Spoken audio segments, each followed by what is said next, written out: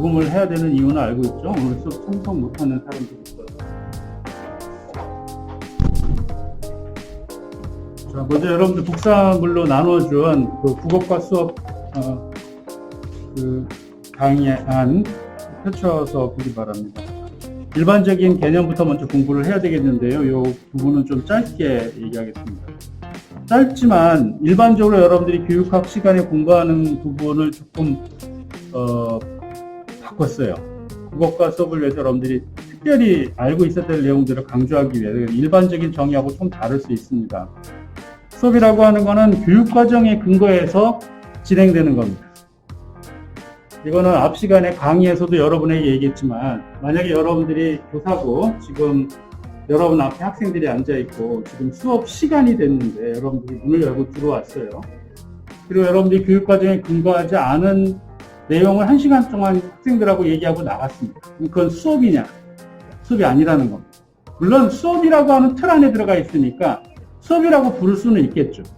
우리가 못 먹는 걸 먹었어도 먹는 음식이라고는 얘기할 테니까, 나쁜 음식이라고 얘기할 거고.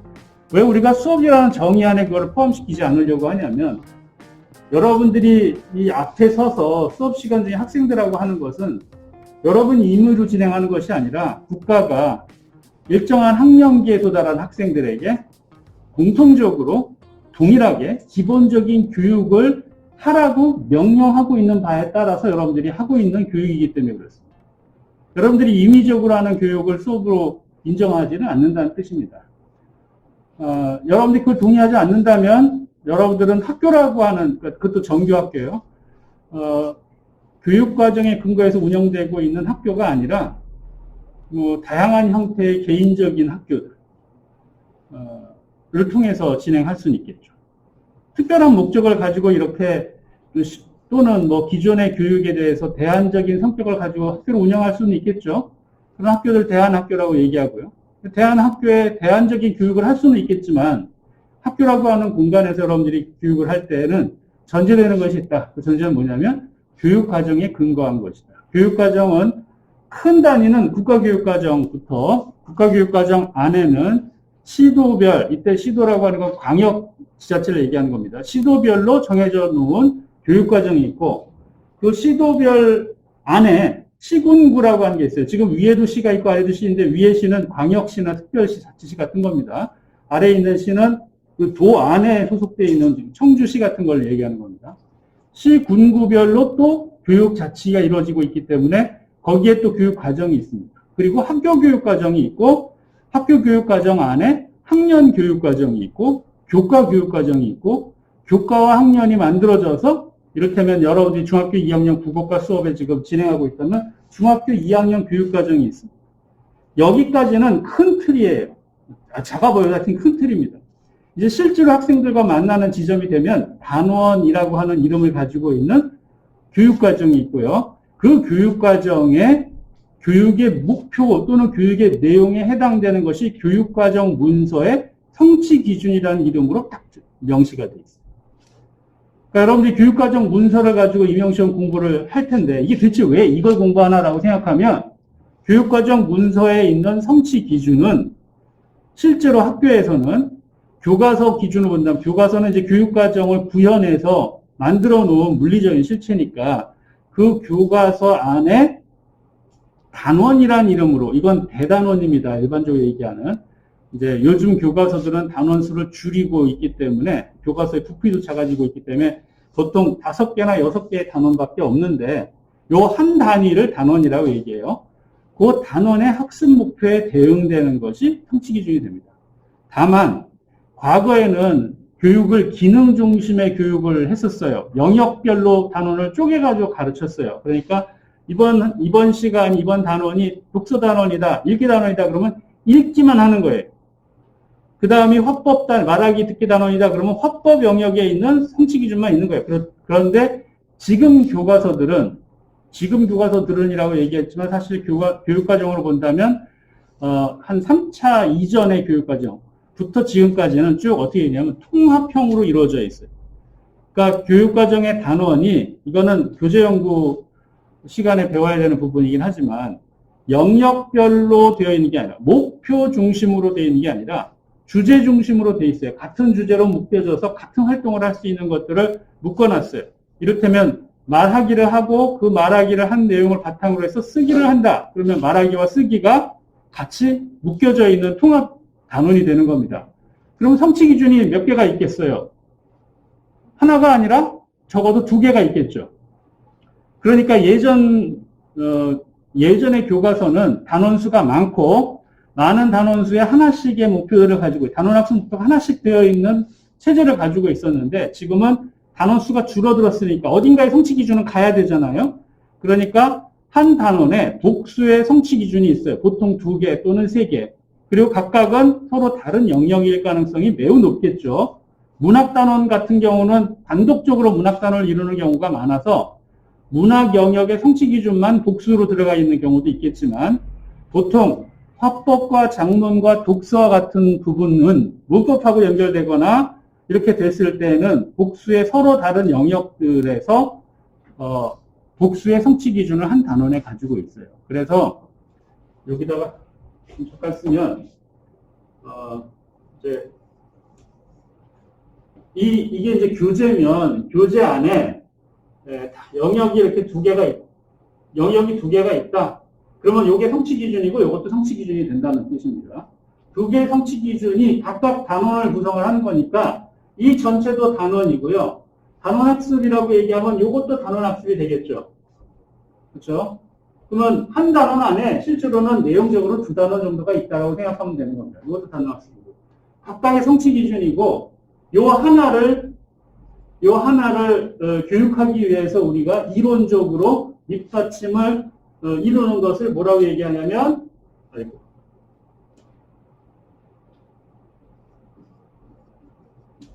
교수, 학습, 모형이 요 하나의 교육의 기반을 이룬다 하는 겁니다. 이해되셨어요? 우리가 행동주의적 접근에 따른 교수학습 모형 중에서 가장 대표가 될 만한 것, 그리고 다른 말로 6차 교육과정 때 가장 주되게 사용했었던 교수학습 모형이 뭐냐라고 물어보면 직접 교수 모형이라고 얘기하는데요. 직접 교수 모형에 따라서 한 단원을 가르치게 돼 있는 구조다 이렇게 생각하면 되겠어요. 다만 이제 직접 교수 모형은 우리나라에 들어오면서 교수학습 모형으로만 들어온 게 아니라 교수학습 방법으로도 소개가 됐어요. 어느 순간에 좀 이렇게 혼동이 돼서 소개가 되다 보니까 교수학습 방법으로도 직접 교수법이 있고 교수학습 모형으로도 직접 교수 모형이 있다 보니까 모형을 1시간 안에 막 우겨 넣으려고 하는 일들이 생기게 돼요. 이거는 모형 얘기할 때 설명을 안 했을 테니까 얘기하면 우리가 수업을 중학교 같은 경우에 직접 교수 모형을 제일 많이 쓰는 게 중학교인데 중학교 1, 2학년 때 직접 교수 모형을 제일 많이 쓰는데 1시간 45분이에요. 중학교는 45분 동안 직접 교수 모형을 씁니다. 그러면 45분이 수업이 이렇게 있겠죠.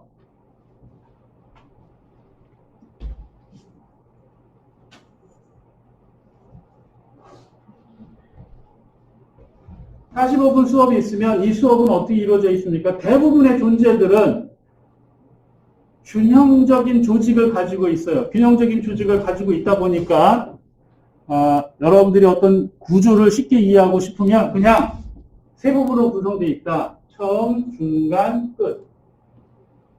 머리, 몸통, 꼬리 뭐 이렇게 설명하는 것처럼 세 부분으로 되어 있다. 수업은 이 세 부분이 도입, 전개, 정리라고 하는 이름을 일반적으로 붙입니다. 반드시 그런 이름을 가지고 있어야 되는 건 아닙니다.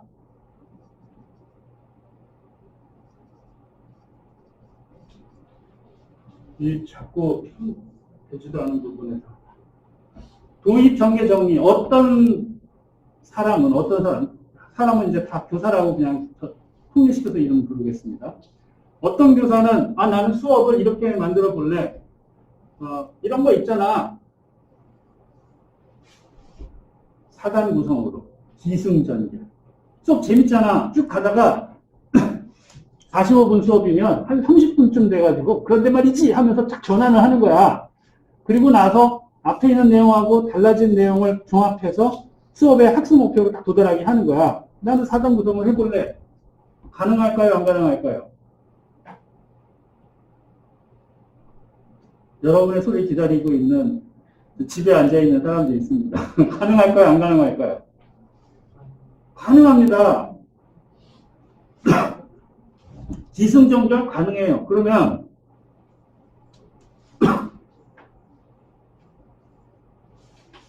5단.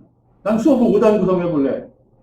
뭐 소설에도 보면 발단, 전개, 위기, 절정, 결말이 있으니까 수업도 소설처럼 발단, 전개, 위기, 절정, 결말처럼 만들면 어때? 클라이막스가 있고 딱 학생들이 감동을 받아가지고 학습 목표를 쫙 자기 걸로 만드는 거야. 5단 구성 가능할까요? 안 가능할까요? 가능합니다. 가능해요. 그래?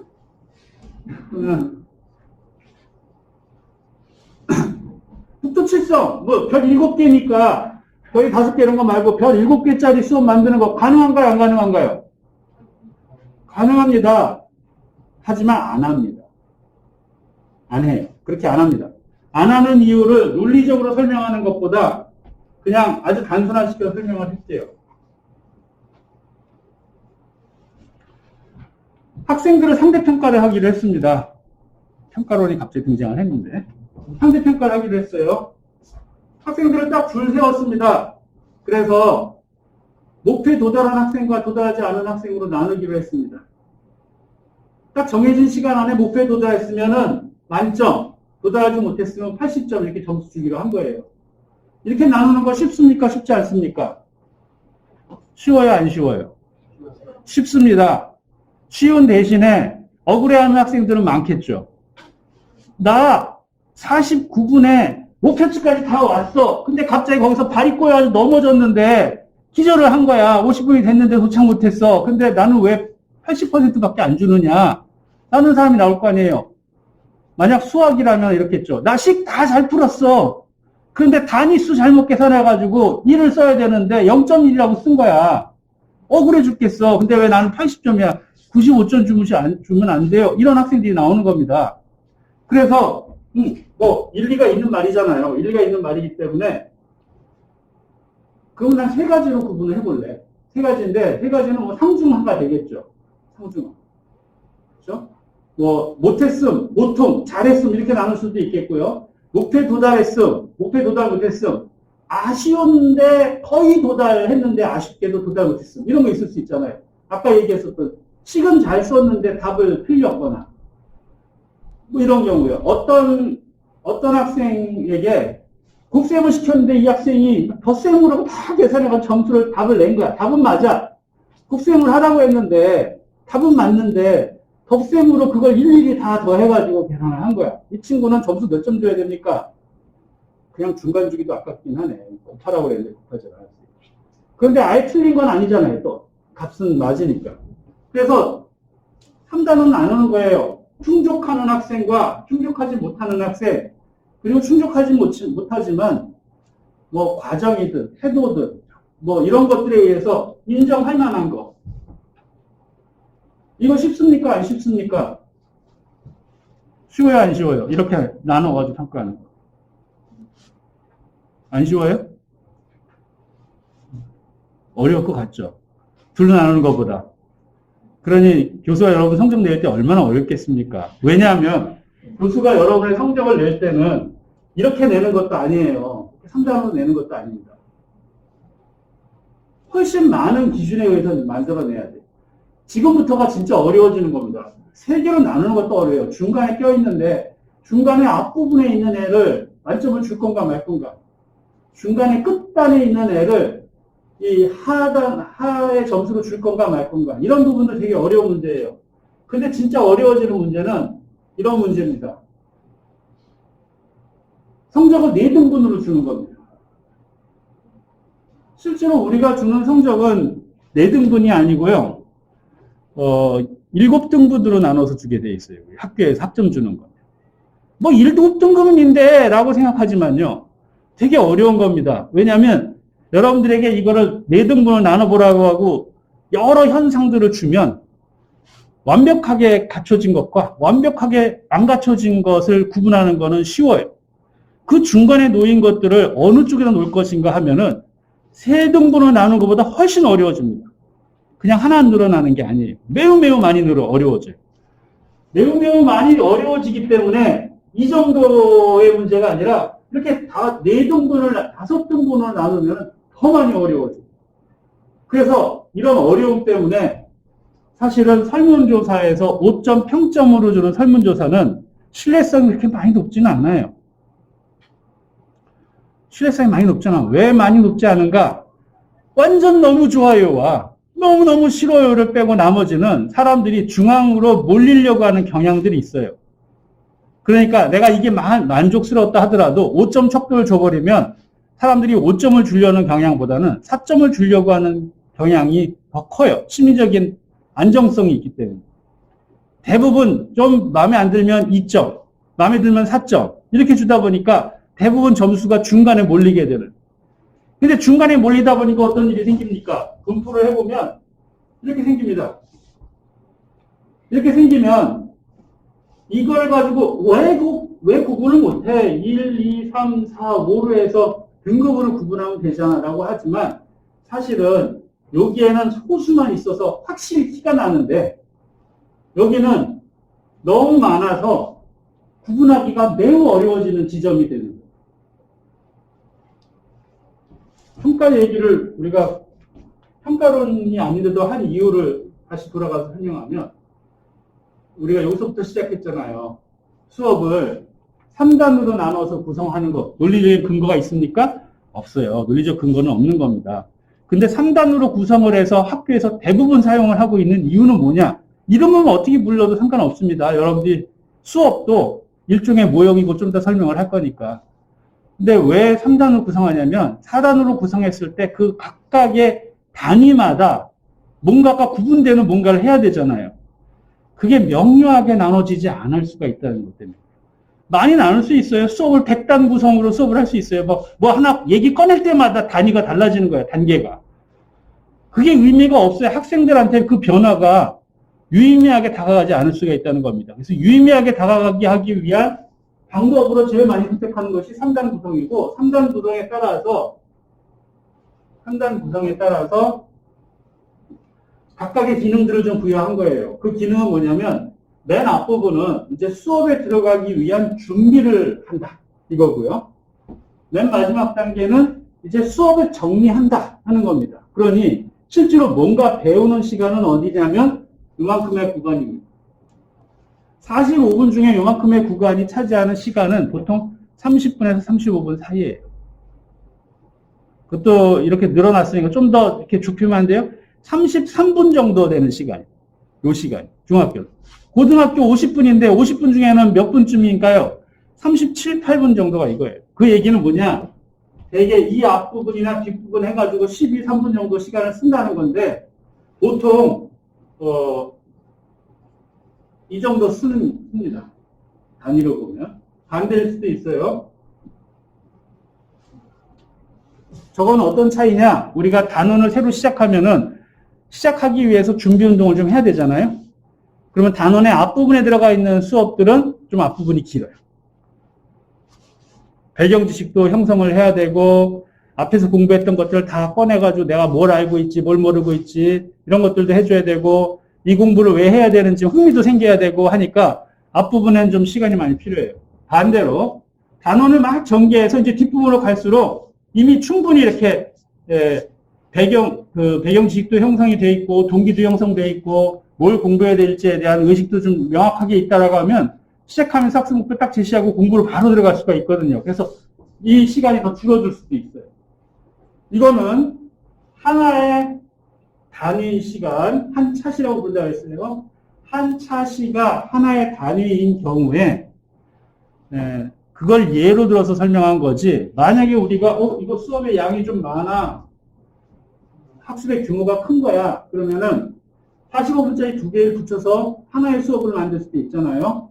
이 붙이는 방법도 여러 가지 방법이 있어요. 현재와 같은 조건은 이미 블럭 타임제라고 해서 시간표를 이렇게 국어과 수업을 두 개를 붙여가지고 또는 세 개를 붙여가지고 운영하는 학교들이 있어요. 시범사업이 된 지도 벌써 4년이 넘었기 때문에 이렇게 해서 시간표를 아예 통합을 해가지고 운영하는 경우라면 처음부터 2시간짜리 국어 수업을 설계할 수가 있습니다. 그러면 아까 내가 중학교는 45분 합치면 90분이 될 텐데 90분이면은 요 전개에 해당되는 시간이 33분이나 2분이 아니라 60분 넘게 이루어지겠죠. 60분 좀 되겠죠. 아니다. 60분 더 되겠네요. 도입하고 정리가 2배로 늘어날 이유는 없으니까 한 70분 이상 될 수 있겠어요. 전개 부분요. 그런데 만약에 우리 학교가 블록타임제를 운영하지 않고 있는 학교다라고 하면 어떤 식이냐면 월요일날 7교시, 화요일날 5교시 이렇게 수업이 될 수도 있잖아요. 중간에 하루는 아니지만 몇 시간쯤 되나요? 한 20시간 이상의 시간적인 간격이 있는 거잖아요. 그러면은 앞 시간과 뒤 시간 사이에 시간적인 이 중단이 있다 보니까 학생들이 다른 공부도 하고 놀기도 하고 시간 지나가면서 자연스럽게 기억된 내용들의 감소가 생기게 되니까 앞부분에 다시 또 기억을 회상해야 되는 일들이 생기죠. 그래서 이 뒷시간 부분은 도입이 다시 길어질 수가 있어요. 전체적으로 보면은 도입, 전개, 정리, 도입, 전개, 정리이면서 또 큰 단위에서 도입, 전개, 정리라고 하는 이렇게 중층적인 층위 2개의 수업을 구성을 해야 될 수도 있습니다. 어느 쪽이든 다시 들어가 보면 어느 쪽이든 이 수업에는 도달점이 있고요. 이 도달점은 목표란 이름으로 우리가 흔히 부르는데 학습 목표라는 이름으로 부르는데 이 학습 목표는 어디서부터 오는 거냐? 교육과정에서부터 오는 거다. 근데 그 교육과정은 한 시간의 교육과정의 목표를 규정해주고 있지는 않아요. 한 단원의 목표를 규정해주고 있어요. 그러니까 이런 시간들이 모여서 단원이라고 하는 목표를 향해서 가기 위해서 각각의 시간들은 기능적으로 조직을 해줘야 되는데 그렇게 조직한 모든의 개별적인 것들과 합쳐놓은 모든 것들을 뭐라고 부르냐? 수업이라고 부른다 하는 얘기입니다. 굉장히 길었네요. 이 수업은 교사의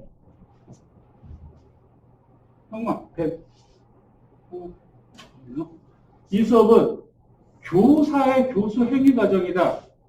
보통 여러분들이 이 수업에 대해서 얘기를 들으면 또는 교육에서 들으면 학습자 중심이라는 거 굉장히 강조해서 많이 들을 겁니다. 중요한 거예요. 관점으로. 왜냐하면 학습의 주체는 결국은 여러분들이 정보 처리적 접근 공부할 때 이제 머릿속에 집어넣은 내용이겠지만 학습이라는 건 결국 기억하는 겁니다. 기억해서 내 안에 내 것으로 만드는 거예요. 예를 들어 행동주의적 접근에서는 행동을 교정하는 건데 교정은 머리로 알고 있다고 되는 게 아니고 몸으로 완전히 숙달돼야 되는 거예요. 내 것이 되는 겁니다. 정보처리적 접근에 따르면 기억되는 거예요. 그거는. 기억된다는 얘기는 다른 말로 망각되지 않는다. 잊어버리지 않는다는 거예요. 오늘 배웠는데 내일 갔더니 오늘도 새로운 똑같은 내용을 공부했는데도 새로워. 그 다음날도 새로워. 이건 기억을 못한다는 거죠. 학습이 안 됐다는 거예요. 그러니까 학습이 됐다는 것은 결국은 기억되는 건데 기억의 주체는 누구예요? 학습자잖아요. 내가 기억하는 거지 남이 기억해 줄 수 있는 건 아니니까. 그러니까 이것과 반대가 되는 걸 세뇌라고 얘기하는데 세뇌를 교육이라고 부르지는 않죠. 그러니까 결국은 교육에서는 교육이라고 하는 관점에서는 학습의 주체는 학습자예요. 교사가 아무리 훈련하는 뭐든 간에 학습자가 교육의 주체입니다. 그런데 우리는 교육 얘기할 때 항상 요거에 초점을 두고 얘기를 합니다. 교수 행위, 교수에 대한 초점을 둬요. 왜냐? 여러분 학습자, 지금 이 강의실 안에서는 학습자이기도 하지만 여러분은 교사라고 하는 관점을 가지고서 공부를 하고 있는 학습자예요. 예비교사로서의 학습자인 겁니다. 여러분에게는 세상에서 제일 중요한 게 교사가 잘하느냐 못하느냐 이게 제일 중요한 거. 학습자는 학습자가 공부를 잘할 수 있게끔 여러분들이 어떻게 조건을 만들어주느냐 하는 문제를 고민해야 되는 자리이고 물론 교육을 얘기할 때는 학습자가 이 교육에 있어서 중심이다라고 하는 걸 인정해야 되겠지만 여러분은 일반적인 사람이 아니라 교사가 되려고 하는 사람들이에요. 교사가 뭔가를 하지 않으면 안 돼요. 그 뭔가를 잘해야 되는 사람들이고 교사의 관점에서 교육을 제대로 바라볼 수 있어야만 책임을 방기하지 않고 교육을 제대로 할 수 있다는 겁니다. 그러려면 수업은 어떤 수업이 돼야 되느냐? 겉으로 보기에는 굉장히 자유분방한 수업처럼 보이더라도 그거는 교육적 관점 때문에 자유분방한 수업의 조건들이 만들어지는 거고 어떤 수업의 관점과 접근을 가지고 있다 하더라도 모든 교사는 어떤 시대든 수업을 잘 조직하고 잘 계획하고 잘 준비해야 된다는 겁니다.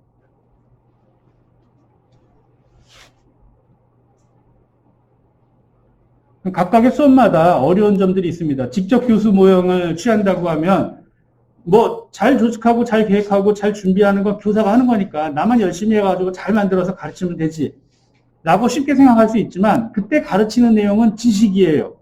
직접 교수 모형에서 가르치는 내용은 지식이고 그 지식은 어떤 종류의 지식이냐면 기능화된 지식이에요. 기능화되어 있다는 건 뭐냐면 실제로 써먹을 수 있다는 뜻입니다. 근데 써먹게 될 사람은 교사가 아니라 학습자이기 때문에 나는 굉장히 잘 준비해서 직접 교수를 하지만 학습자가 움직이질 않으면 결국은 교육은 실패할 수밖에 없다 보니까 이것도 쉬운 일은 아닌 겁니다. 그 다음에 유의미 수용학습이라든지 아니면은 뭐 개인적 접근에서 뭐 자연 속에서 내가 배우겠어 비시적 교수법 이런 거는 그냥 가만히 준비 없이 있다가 학습자가 뭐 어때? 그럼 거기에 맞춰서 해주지 라고 생각해서 굉장히 쉬울 것처럼 보이지만 학습자가 경험한다? 아무거나 경험한다고 교육되는 건 아니잖아요. 좋은 경험의 환경들을 제공해 줘야 되고 그 좋은 경험 속에서 학습자가 조금만 경험하더라도 눈치챌 수 있게끔 할 만한 아주 전형적이고 그러면서도 일상에서 반복적으로 경험할 수 있을 만한 것들을 만들어줘야 돼요. 그 환경을 만들어주는 일이 또 어려운 일인 겁니다. 잘 설계해두지 않으면 그런 경험을 할 수가 없잖아요. 그냥 자연 놔둔다고 공부한다면 아마 평생 걸려서 공부할 수 있는 양이 적어질 겁니다. 학교라고 하는 제도가 중요한 의미는 시행착오를 통해서 개개인들은 다 배우게 돼 있어요. 학교를 안 다녀도 다 배웁니다. 살아가는데 필요한 지식들과 기능들을 다 가지고 살게 돼요. 하지만 그렇게 자연이라고 하는 사회라고 하는 곳에서 그 학교에서 공부를 하게 되면 오래 걸리고 시행착오가 있어서 시행착오 자체 때문에 더 이상 교육을 못 받게 되는 일이 생길 수 있어요. 이를테면 뭐 안전교육을 받지 않고 물 가까이서 살면서 수영을 자연스럽게 배우는 아이는 수영 자세를 잘 제대로 못 갖추면서 오래 걸쳐서 배우게 되겠죠. 그럴 수도 있고 심지어는 물에 빠져서 그 전에 죽을 수도 있어요. 그럼 계속 교육을 못 받게 될 수 있는 거죠. 수영 교육을 한다는 거는 위험 요소를 최소화하고 그 다음에 학습의 효과를 최대화할 수 있는 방법으로 교육의 환경과 방법들을 만들어서 학습자에게 줌으로써 학습자가 시행착오를 최소화시켜서 그걸 자기 걸로 만들 수 있게 해준다는 의미가 있는 겁니다. 다른 분야도 마찬가지예요. 국어도 마찬가지인 겁니다. 교육을 하는데 학습자가 배워야 될 언어는 여기 있는 게 아니라 저 세상 밖에 있단 말이에요. 그런데 우리가 가르치는 공간은 교실이에요. 그러면 우리가 생각해 볼 때 이 교실이 교육적 공간으로서 유의미하려면 뭐 그것 때문에 여러분들이 어제 오늘 봤었을 사회적 접근의 교사학습 모형에는 현장 학습 모형이라고 하는 게 있죠. 그렇죠? 아예 그냥 현장이라고 하는 곳에서 학습을 할 수 있게끔 만들어주는 게 있는데 교실에서 굳이 그걸 가르친다고 할 때는 교실은 인큐베이터가 되거나 그러니까 위험 요소를 최소화한 공간으로서의 인큐베이터가 되거나 아니면 아주 전형적인 사례들을 모아놓은 공간, 효과를 최대화하는 공간이 되거나 해야 되는 거지 결코 현장을 대체할 수 있는 건 아닌 겁니다. 현장보다 나은 게 있으니까 교실에서 하는 겁니다. 그렇지가 않으면 교실이라고 하는 건 굉장히 큰 핸디캡을 갖고 있는 공간이에요. 자, 그 다음에 수업은 상호작용의 체계다. 여러분들은 많이 들을 만한 단위니까 뭐 따로 설명 안 하겠습니다. 수업은 더 큰 단위 수업을 구성하는 계층화된 조직이다. 말하자면 한차시의 수업은 한 단원의 수업을 구성하고 있는 한 단위예요. 이 한차시의 수업을 한차시로만 생각하면 안 된다는 뜻이고요. 한 단원의 수업은 한 학년의 그 영역의 학습들을 다 포괄 하고 구성을 하고 있는 단위고요. 또 한 학년의 교육은 한 학년군. 학년군이라고 하는 건 지금 우리나라 국가교육과정이 단위를 이루고 있는 그 기본 단위예요. 초등학교, 중학교, 고등학교와 같은 학년군들이 있고요. 그거 조금 더 나아서 초등학교는 저학년군과 고학년군이 있습니다. 중학교하고 고등학교는 구분을 따로 하지는 않고 있지만 고등학교의 경우에 있어서는 명시를 하지는 않고 있는데요. 고등학교 1학년까지가 하나의 학년군이고요. 1학년까지 기본 교육들을 마치고 2학년 때부터는 전문교과나 선택교과로 바뀌게 되죠. 두 개의 학년군이 실제로는 있다 이렇게 생각할 수 있습니다. 거기에 따라 공부하는 내용이나 단계들이 바뀌게 돼서 상위로 올라갈수록 훨씬 더 포괄성이 있는데 실제로 학생들이 경험하는 것은 구체적인 수업들을 경험하게 되는 거죠. 그 다음에 수업은 시간적으로 연속되고 공간적으로 확장되는 학습의 마디이다. 이거는 뭐 이해해놓고 보면은 너무 쉬운 얘기긴 한데 그래도 꼭 기억하라고 적어놓은 겁니다. 수업은 한 차시로 구성을 해서 여러분들이 준비를 하는데 한 차시로 끝내놓으면은 안 된다. 그리고 수업은 교실에서 공부를 하는 거지만 교실 밖의 학습과 연결되어 있다라고 하는 이해를 하지 않으면 안 된다. 그래서 수업은 사실은 한 차시 동안 하나의 같은 공간 안에서 진행되고 있는 그 그림을 여러분들이 상상할 수 있지만 공간적으로 확장되어 있는 것이고 시간적으로 연장되어 있는 거라는 것을 기억해 둘 필요가 있겠다 하는 겁니다. 여기까지가 일반적인 부분이고요. 그 다음부터가 이제 개별적인 내용입니다.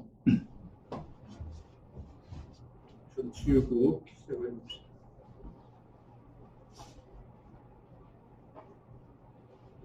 수업의 조직 원리부터 보겠습니다. 말들 많은데 쉬운 걸 위해서 몇 가지만.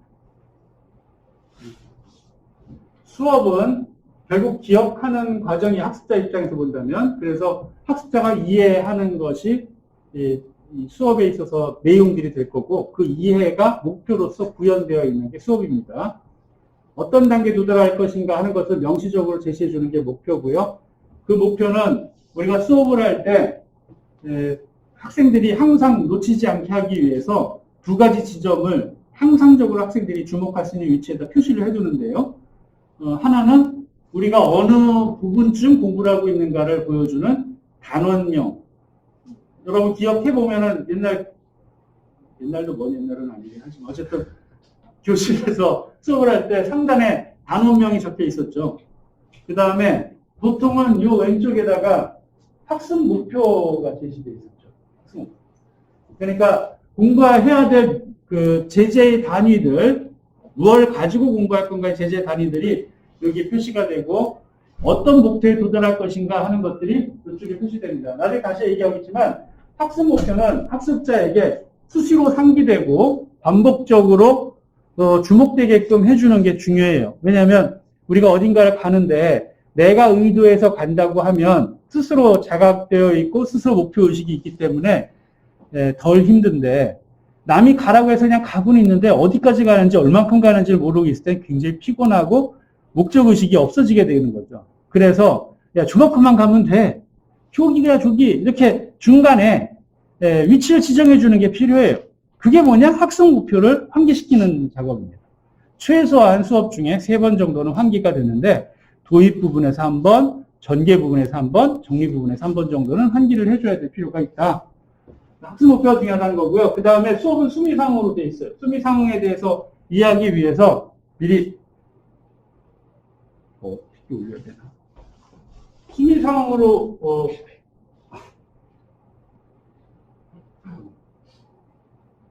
이거 어떻게 올려야 되나?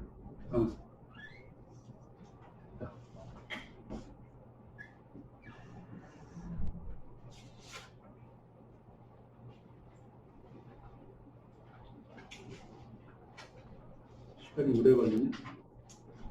이걸 잠깐 보고서 다시 앞으로 가겠습니다. 수업은 어떻게 구성되어 있는가? 수미상응으로 되어 있다. 수미상응이라고 하는 건 뭐냐? 머리와 꼬리가 서로 상응한다. 근데 이렇게 얘기하면 좀 헷갈리니까 왼팔과 오른팔이 있고 여러분 보기에 내가 보기에는 왼팔인데 여러분 보기에는 이제 내 오른팔이 되겠는데요. 왼팔과 오른팔이 있고 왼팔과 오른팔의 수업의 시작과 끝 지점이라고 한다면 수업이 이렇게 늘어져 있는 거잖아요. 수업을 어떻게 이해하면 되냐면 이렇게 이해하라는 겁니다. 이렇게 맞대어져 있다.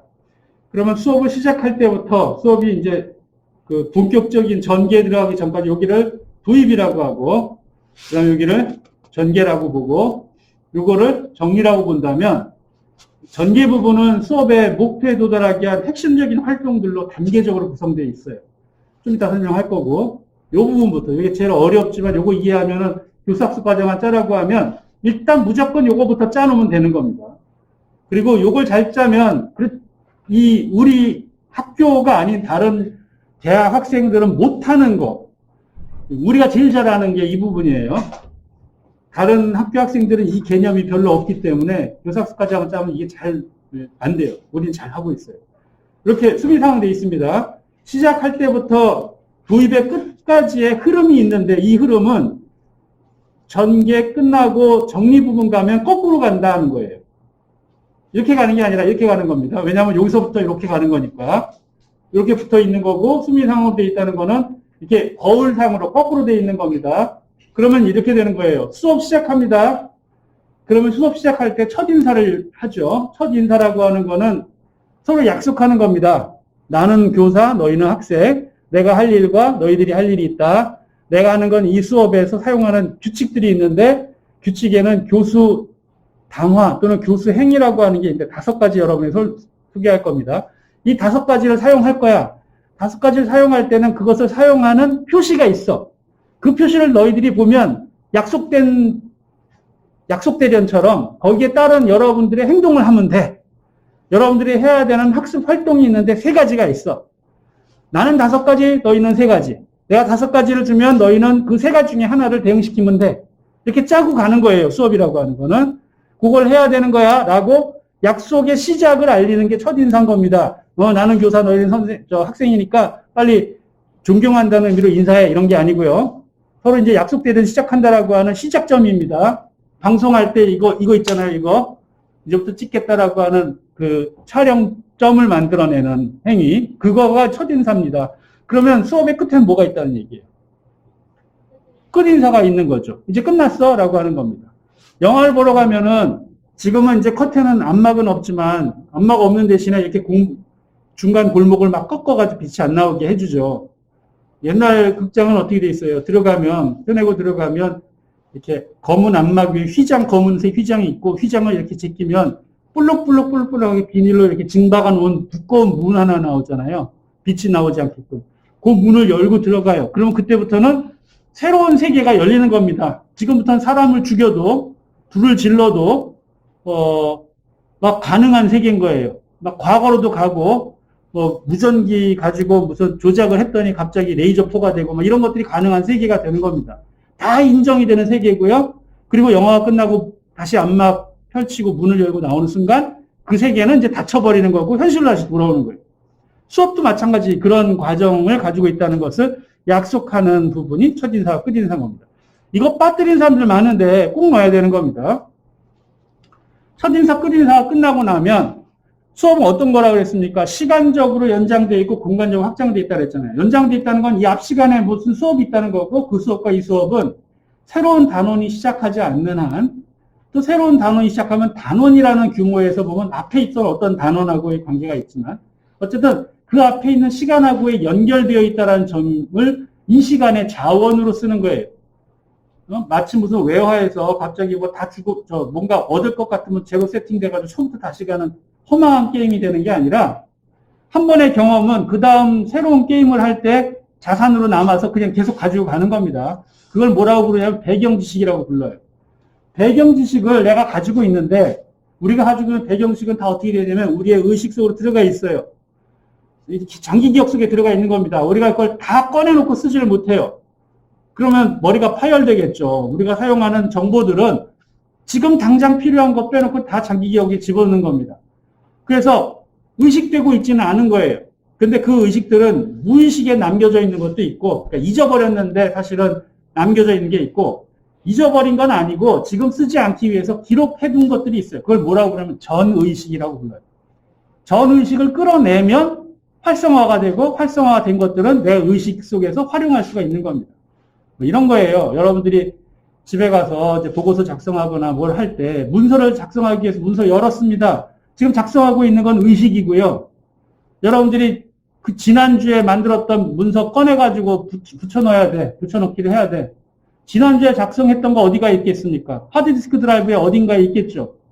그거를 불러내서 지금 문서에다 갖다 붙여넣으면 의식이 되는 거고 부르기 전까지는 뭐가 된다는 거예요? 전의식이 돼 있는 거죠. 그 전의식으로 있었던 것들 가운데 이번 수업에 활용할 만한 것을 끌어내는 시간이 필요한 거예요.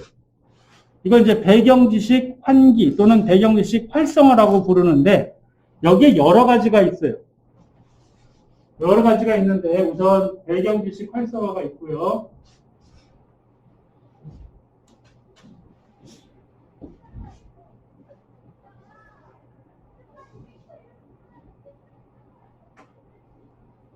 이거밖에 안 돼요. 배경식 활성화가 있고, 또 전시학습 확인도 배경식 활성화입니다. 왜 그렇게 써요? 앞 시간에 배웠습니다. 앞 시간에 배웠습니다. 앞 시간에 배웠으면 나한테 배경식이 됐겠죠. 그렇죠? 그리고 나서 앞 시간에 배웠는데 앞 시간 배우고 난 다음에 계속 그거 공부하고 있는 게 아니라 다른 경험을 하고 있을 테니까 어디로 가 있어야 돼요? 우리가 학습이 됐다면. 장기 기억에 들어가야 되죠. 그리고 장기 기억에서 망각되지 않았어야지만 되겠죠. 학습됐다면. 그거는 뭐라고 얘기하면 전의식이라고 부른다 그랬죠? 다시 필요해서 끄집어냈어요. 그럼 그것도 배경지식이죠. 배경지식인데 어떤 배경지식은 우리가 세상을 살아가면서 경험해서 알게 된 배경지식이 있어요. 이런 걸 세상사 지식이라고 부릅니다. 세상사 지식. 우리말로 번역한 말이기 때문에 이상한데 뭐 월드 날리지라고 얘기를 하는 겁니다. 우리가 그냥 살아가면서 경험적으로 알게 된 것들입니다. 그리고 어떤 거는 배워서 알고 있는 것들이 있어요. 배워서 알고 있는 것들을 선행학습 지식이라고 부릅니다. 이미 배운 것들이 선행학습. 근데 선행학습 지식 가운데 어떤 것들은 초등학교 때 배운 것도 있겠고요. 어떤 거는 우리가 공부하고 있는 이 단원 학습 목표를 공부하기 위해서 앞 시간에 배운 게 있어요. 바로 앞 시간에 배운 거는 단원이라고 하는 걸로 묶여 있는 겁니다. 같은 목표를 향해 가고 있기 위해서 앞에 공부한 겁니다. 그걸 뭐라고 그러냐면 전시학습이라고. 전시학습된 지식이 있어요. 전시학습 확인이라고 하는 거는 배경지식 가운데 선행학습된 것 중에서 같은 단원의 학습 목표를 달성하기 위해서 앞 시간에 배운 것들. 이렇게 얘기하는 겁니다. 자, 그랬으니 대충 보면 방금 배경지식 얘기하면서 벌써 한 4개쯤 얘기한 거네요. 첫 번째, 배경지식. 배경지식에 존재하는 세상사 지식. 그 다음에 선행학습 지식, 전시학습 지식, 이런 것들이 있어요. 용어가 이렇게 많아 색깔려라고 생각을 하면 그냥 배경지식이라고 묶어서 생각해도 됩니다.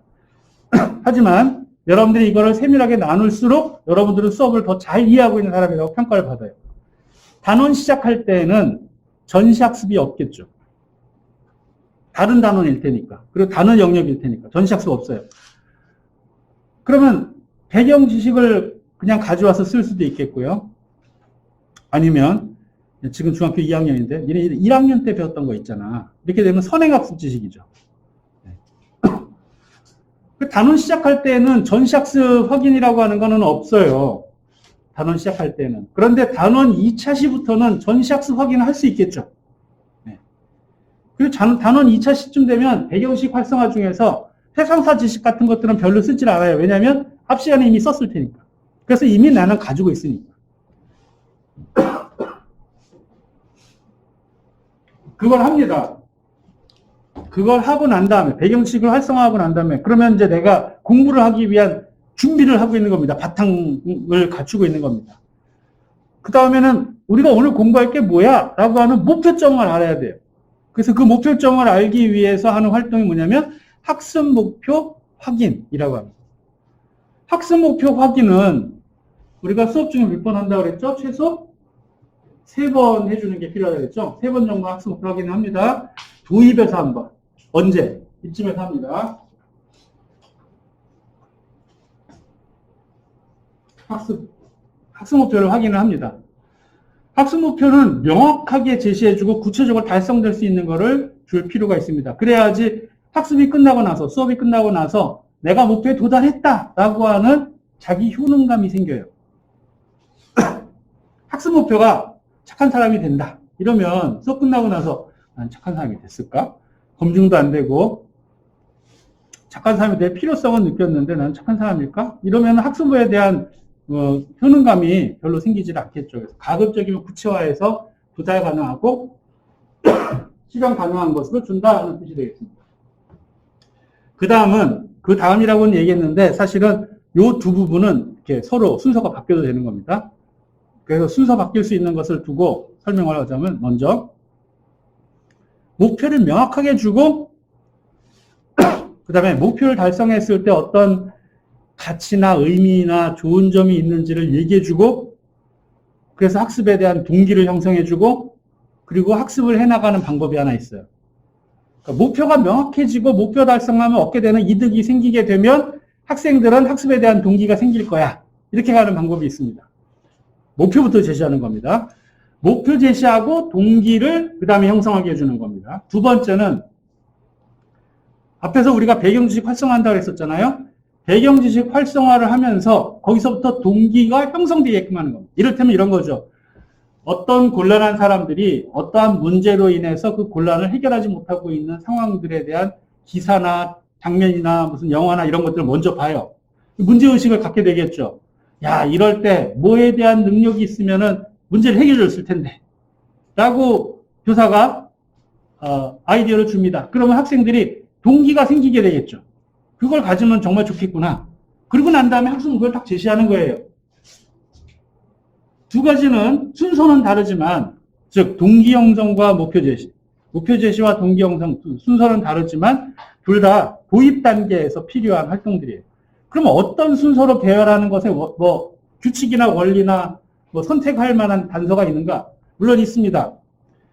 있는데 이 설명이 더 쉬울지 지금 설명이 오히려 차라리 나을지는 잘 모르겠는데 해볼게요.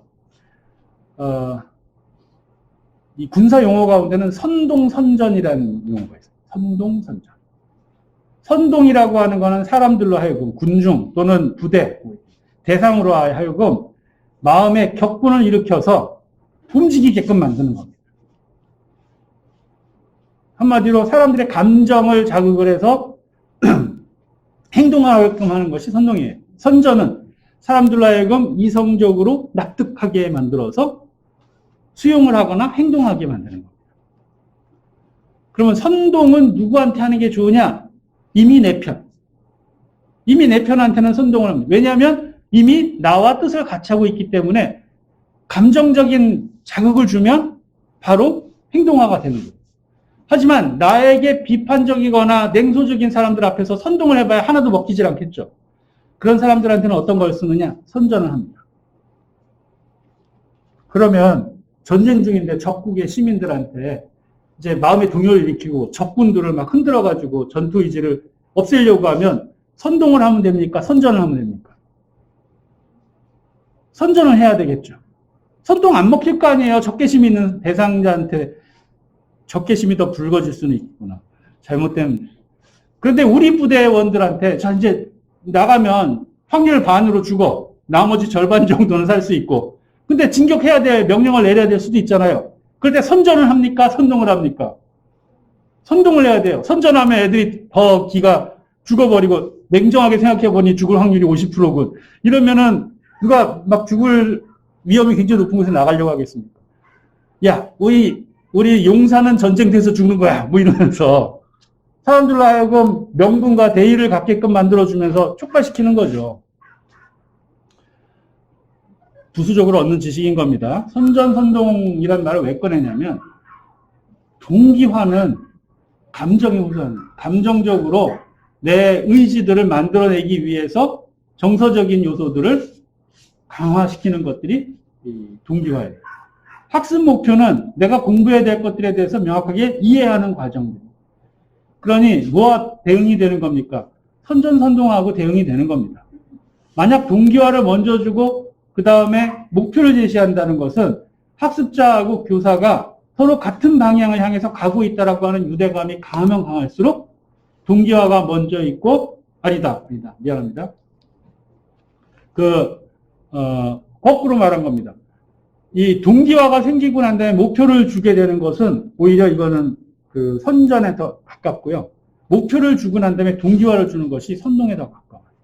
왜냐하면 그 전 단계가 불필요한 것이기 때문에 그런 겁니다. 그러니까 목표를 먼저 준다는 거는 동기화를 먼저 그 전에 동기화를 굳이 형성할 필요를 못 느낀다는 거예요. 그러니까 목표 먼저 주고 그 다음에 가치와 의의를 부여해 주는 방법이 되는 거고요. 그러니까 후자의 동기는 가치에 대한 수용 쪽에 좀 가까운 겁니다. 그러니까 목표가 먼저 있고 동기화가 나중에 있을 때 그 동기는 어떤 동기느냐? 이걸 하면 뭐가 가치 있다 라고 하는 걸 수용하게 한다는 측면인 거고요. 이건 선전에 좀 더 가까운 겁니다. 그러니까 비유를 하자면 그 다음에 배경 지식을 먼저 형성하고 그 다음에 동기화를 한 다음에 목표를 제시하는 건 뭐냐? 먼저 마음을 동하게 해서 받아들일 수 있는 상황이 되게 한 다음에 그 다음에 목표를 제시하는 방식이라서 이거는 선전에 좀 더 가까운 겁니다. 그러니까 여러분들이 볼 때 단원의 시작하는 지점이라면, 배경식을 형성을 하고, 그 다음에 동기화를 형성을 한 다음에, 그 다음에, 목표를 향해서 나가게끔 해주는 것들이 효과가 생길 수가 있겠죠. 반면에 이런 것도 있을 수가 있습니다. 학습자들이 그냥 학습의 목표들도 안 가지고 있고, 동기도 형성되어 있지 않다면, 그냥 이 방법을 선택하는 방법도 있습니다.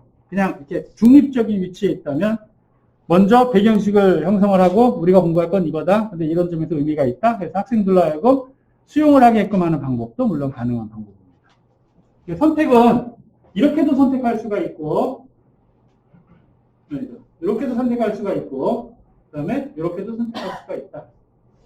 좀 다른 방법을 선택할 수도 있다는 얘기입니다. 뭐 비슷하네요.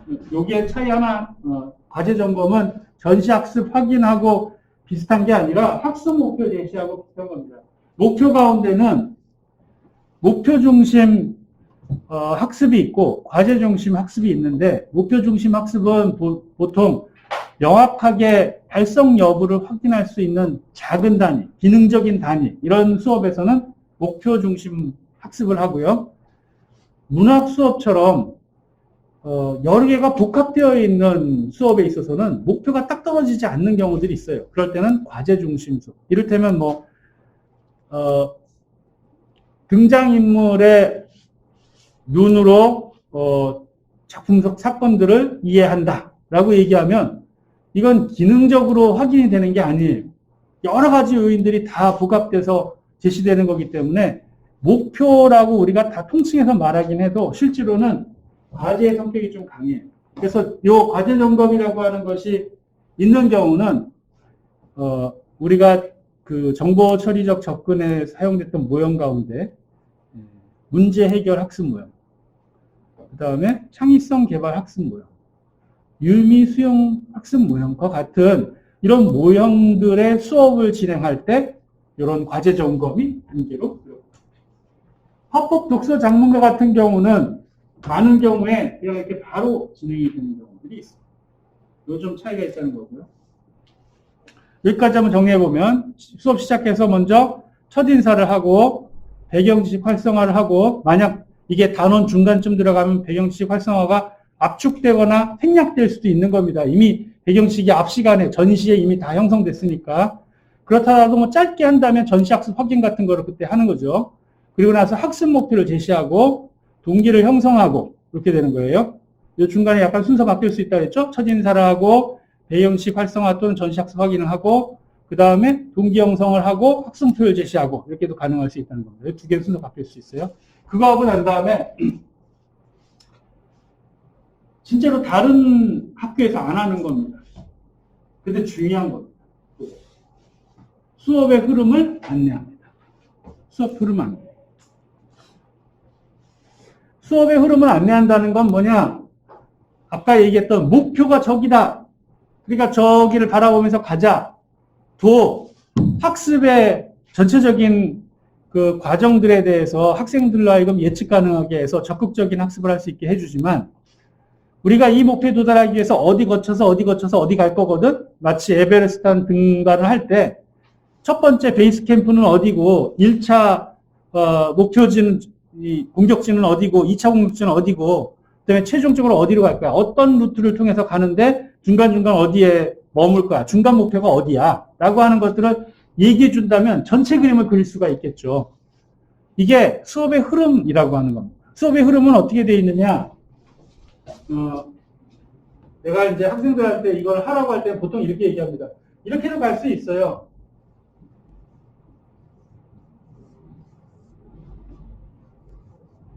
이게 시작이고 학습 목표 제시하고 나면 활동 1, 활동 2, 활동 3, 활동 4 그러면 목표에 도달할 거야. 활동 1에 해당되는 그 활동 1의 내용을 여기다 적어주는 거야. 활동 2의 내용 적어주는 거야. 이렇게 하면 여기 도달할 거야. 이렇게 갈 수도 있는데, 목표라고 하는 것이 만약에 3에 올라가는 거라면 우리 여기에 있고 여기에 갔다가 여기에 갈 수 있어 라고 구현할 수도 있겠죠. 구현의 방식은. 그러면 여기는 시각화되어 있기도 하지만 동시에 이건 뭐예요? 갈수록 단계가 올라가서 우리가 어디까지 목표에 올라가는 거구나. 점점 목표에 다가오는 걸 시각화시켜서 보여주는 거죠. 그림을 이렇게 갈 수도 있고 이렇게 올라갈 수도 있습니다. 중요한 거는 그림을 이렇게 그리는 게 중요한 게 아니라 이 안에 뭐가 들어가느냐 하는 건데요. 기본적으로 이 시작점과 목표점은 전부 다 도입과 정리에 들어가는 부분이 될 거고요. 여기 당연히 학습 목표가 들어가겠죠. 그럼 여기까지 어떤 과정을 통해서 가느냐에 여기에 뭐가 들어가느냐. 이게 이제 전개 부분에 들어가는 핵심 학습 활동이라고 합니다. 핵심 학습 활동. 전개는 시간상 긴데 요소들은 단순해 보여요. 이게 도입과 정리만 적었잖아요. 단순해 보여요. 근데 그 단순한 과정은 실제로 내용상도 그렇고 활동상도 그렇고 굉장히 긴 시간입니다. 그런데 그 긴 시간을 한 번에 도달할 수는 없어요. 왜냐하면 여러분들은 뭐 게임하면 집중하면 4시간도 12시간도 집중해가지고 딴 거 안 하도 화면만 바라보면서 집중할 수 있겠지만 일반적으로 우리들이 어떤 대상에서 집중할 수 있는 시간은 초등학생의 경우는 한 7, 8분 고등학생, 대학생의 경우도 15분을 보통 넘지를 않는데 그러니까 15분 동안 뭔가를 주목하고 있으면 그쯤 지나면은 이 집중력이 떨어지고 자꾸 딴 생각을 하고 딴 데로 관심이 간다는 겁니다.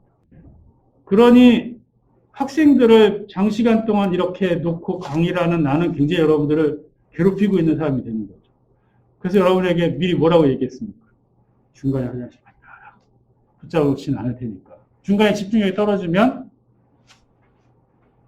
그런데 학생들을 계속 붙잡아 놓고도 집중할 수 있게 하는 방법이 있습니다. 한 가지 주제를 가지고 공부하는 것이 아니라 자꾸 단계가 바뀌어가는 거예요. 주목할 대상을, 집중할 대상을 바꿔가는 거예요. 그 얘기는 뭐냐? 하나의 핵심 활동이라고 하는 거는 활동의 이름만 다른 게 아니라 활동의 형태도 달라지고 활동의 과정도 달라지고 활동의 양태도 달라지는 겁니다. 이를테면 1번 활동은 내용은 지금 얘기 안 하겠습니다. 형태만 얘기할게요. 1번 활동은 전체가 다 같이 하는 활동입니다. 2번 활동은 조별로 하는 활동이에요. 3번 활동은 개인별로 하는 활동이에요. 이런 식으로 형태가 달라지게 되면 내가 32분의 3분 또는 37, 8분 정도를 일관되게 집중하는 것이 아니라 일정하게 그룹화돼서 나눠지게 되기 때문에 학습의 효과성을 유지할 수가 있다는 거예요. 그래서 학습의 활동들을 통으로 1시간짜리 활동을 주는 게 아니라 쪼개가지고 만든다는 겁니다. 대부분의 수업들은 이 활동들이 한 단위가 10분에서 15분 정도의 규모를 가지고 있어요. 그게 무슨 논리적인 원칙이 있느냐? 그렇지는 않습니다. 한 수업에서 핵심 학습 활동은 2개나 3개 정도가 적당하더라라고 하는 경험적인 선출치가 있기 때문에 그런 거예요.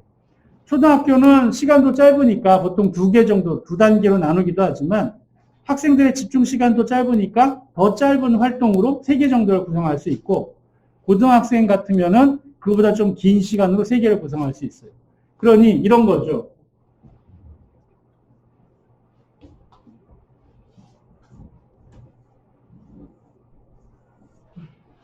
수업의 흐름 안내라고 하는 부분은 대개 시각화해서 학생들한테 PPT로 보여줍니다. 이렇게 구성을 할 때 화살표로 구성된다면 활동 1, 활동 2, 활동 3을 각각 압축적으로 표현한 내용들을 여기다 이렇게 적어줍니다. 그러면 학습 목표에 해당되는 게 이렇게 기술이 되겠죠. 대개 시간은 10분, 10분, 15분 정도를 먼저 설정해 놓고 증감이 있으면 되겠죠. 그러면 35분 정도니까 이걸 시간을 좀 늘리고 좁히고 해서 내가 전개해서 필요한 시간만큼 쓰면 되는 겁니다. 아니면 여기에 사실은 뭐가 또 들어가냐면요. 수업의 흐름 안내가 전개에도 한번 들어갈 거고 학습 목표 제시도 한번 들어갈 테니까 학습 목표 제시하고 그 부분을 요쯤에다 넣을 수도 있어요. 학습 목표하고 수업의 흐름 안내. 우리가 좀 가다가 우리 어디까지 왔지? 라고 점검해보는 시간인 거니까 우리 어디를 향해 가지? 라고 하는 거 점검하는 시간이니까 학습 목표 활동 2개를 하고 우리 어디까지 왔지? 그럼 이제 뭐만 하면 목표에 도달하겠네? 라고 진행을 하면 되는 거예요. 여기다 할 수도 있지만 시간이 이게 훨씬 길잖아요. 25분 동안 안 하는, 점검 안 하는 거니까. 요즘에 보통은 2번째 학습 활동, 핵심 학습 활동 하고 난 다음에 보통 집어넣습니다. 그래도 초보가 이제 아직 우리 훈련이 안 돼 있는 예비교사들이 수업을 준비할 때는 이 활동 어떻게 만드는지 모르겠어요 라고 할 때 그런 예비교사들이 사용하는 방법은 교재에 보면 학습 활동들이 있잖아. 그 학습 활동들의 하나의 규모가 요거에 해당되는 거야. 각각이 다 학습 활동이 똑같은 활동이 아니거든. 기능적으로 달라지거든. 그걸 하나씩 집어넣으면 돼. 그러니까 교과서대로 가르치게 되면 평균을 하는데 평균을 한다는 건 뭐냐면 이게 최소치예요. 교과서에 있는 거는 우리나라에 있는 같은 학년의 학생들이 지금은 이제 한 35만 정도가 되는데 35만 명의 학생들이 다 똑같은 교육을 받는 거잖아요. 중학교 같은 거. 고등학교는 이제 또 나눠지니까 특성학교도 있고 나눠지니까 그렇지만 중학교는 다 똑같은 공부를 하니까 35만 명 정도가 전국에서 비슷한 시기에 같은 공부를 해나가게 되는데 교과서는 달라도 그 학생들이 공부를 할 때 공부하는 핵심적인 내용 요소는 활동을 통해서 구분이 되고 그 활동을 통해서 목표에 도달하게 해준다 하는 뜻이 되겠습니다. 그리고 그 학생들의 학습 차이도 있을 거고 또 학습 환경 차이도 있을 거고 또 기존에 성취되어 있었던 그 성취도 정도의 차이도 있지만 적어도 이 정도는 대부분의 학생들이 수행할 수 있다는 걸로 집어넣었으니까요.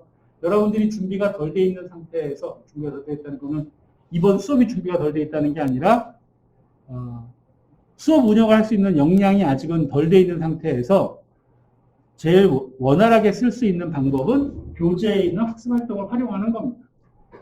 다만 여러분들이 나중에 수업 연구를 하기 위해서 수업 연구란 말을 쓰고 수업 나눔이란 말을 쓸 겁니다. 여러분들이 실제 수업을 준비해서 녹화해서 올리는 과정을 수업 연구, 수업 나눔 이런 말을 쓸 건데 이때는 활동 가지고 하지는 마세요. 여러분들의 잠재성, 여러분의 가능성들을 최대한 모색을 해봐야 되니까 여러분들이 활동들을 직접 구상을 해보고 해야지 있는 거 그냥 가져다 쓰게 되면 언제 문제가 되냐면 여러분들이 4학년 임용시험을 잘 보고 2차 가서 확실하게 떨어지는 겁니다. 그렇게 교과서대로만 답을 쓰게 되는 수업을 하게 되면 여러분들이 실제로 만들어 봐야지 되는 거예요. 자, 그래서 학습의 그 수업의 흐름 안내는 그런 점에서 중요하다. 우리가 어디를 향해서 가는지에 대해서 목표는 도달점을 보여주지만 수업의 흐름 안내는 과정 지점들을 보여주기 때문에 전체 수업을 파악할 수 있게끔 해주는 장점이 있다. 이렇게 해서 도입이 이루어지게 되면 거울상이라고 했잖아요. 이것과 짝을 이루는 것이 이렇게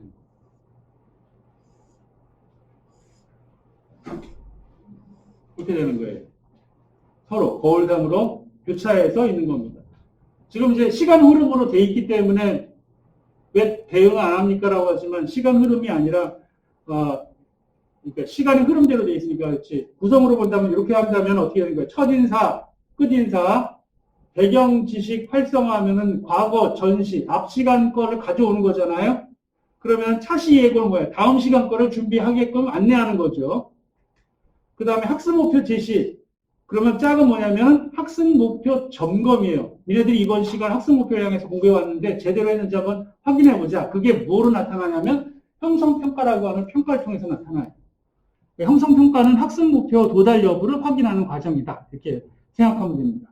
그 다음에 그리고 동기 형성을 했으면 야, 이거 공부하면 이런 좋은 점이 있어. 이건 가치 있는 일이야. 이거 되게 재미있어. 라고 하는 것들이 있으면 수업하고 나서 지금까지 열심히 수업하느라고 수고했다. 너희들 목표에 도달했구나. 정말 잘했어. 너희들이 이제 뭘 할 수 있게 될 거야. 즉, 자기 효능감들을 높여주는 정서적인 과정들이 동기 형성과 경력 및 구성에 들어가 있는 거다. 수업의 흐름을 안내한다면 지금까지 수업을 어떻게 해왔는지를 점검하는 과정이 있어야겠죠? 그래서 이렇게 거울상을 이룬 거다.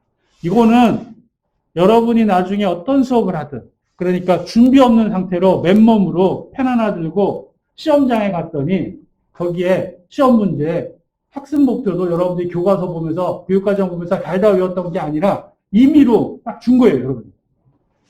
뭔지 몰라도 임의로 줬어요. 그러면은 대부분의 학생들이 당황합니다. 본 적 없는데 못 만드는데 그럴 필요가 없는 거죠. 모든 수업은 어떻게 되어 있다? 수미상응으로 되어 있고 수미상응에 최소한 13분 시간은 이미 나는 정해놨다. 쓰는 겁니다. 여러분들은 뭐만 남은 겁니까? 학습 목표로 제시되어 있는 것들을 분석해서 이 목표를 구성하고 있는 핵심적인 학습 활동을 3개를 뽑아보자. 목표에 도달할 수 있는. 그 3개는 뭐예요? 핵심 학습 활동. 이것들을 단계적으로 배열을 해보자. 배열을 해요. 그러면 교사학습 과정 안에 기본 얼개가 나오는 겁니다. 그리고 난 다음에 하는 건 뭐냐? 그리고 난 다음에는 이제 교사가 수업 중에 하는 교수 행위와 학습자가 하는 학습 행위가 그 안에 끼어 들어가는 거예요. 그 끼어 들어가는 과정에서 수업에서 내가 녹화는 안 했지만, 우리가 지금 배웠었던 건 접근, 모형, 방법까지 어쨌든 다뤘어요. 그 다음에 나오는 게 기술들이에요, 기술. 기술이라는 말 쓰니까 굉장히 뭔가 기술적인 걸로 들리는데, 뭐, 전략, 기능, 이런 말로도 쓰는 겁니다. 이를테면 판서, 발문, 호명, 이거는 교수 행위에 다 들어가 있는 것들인데, 이런 것들이 기술적으로 들어가서 수업을 다 연결하는 겁니다. 각각의 요소들을 연결해 주는 거예요. 수업을 만들어내는 과정이다 하는 겁니다. 수업은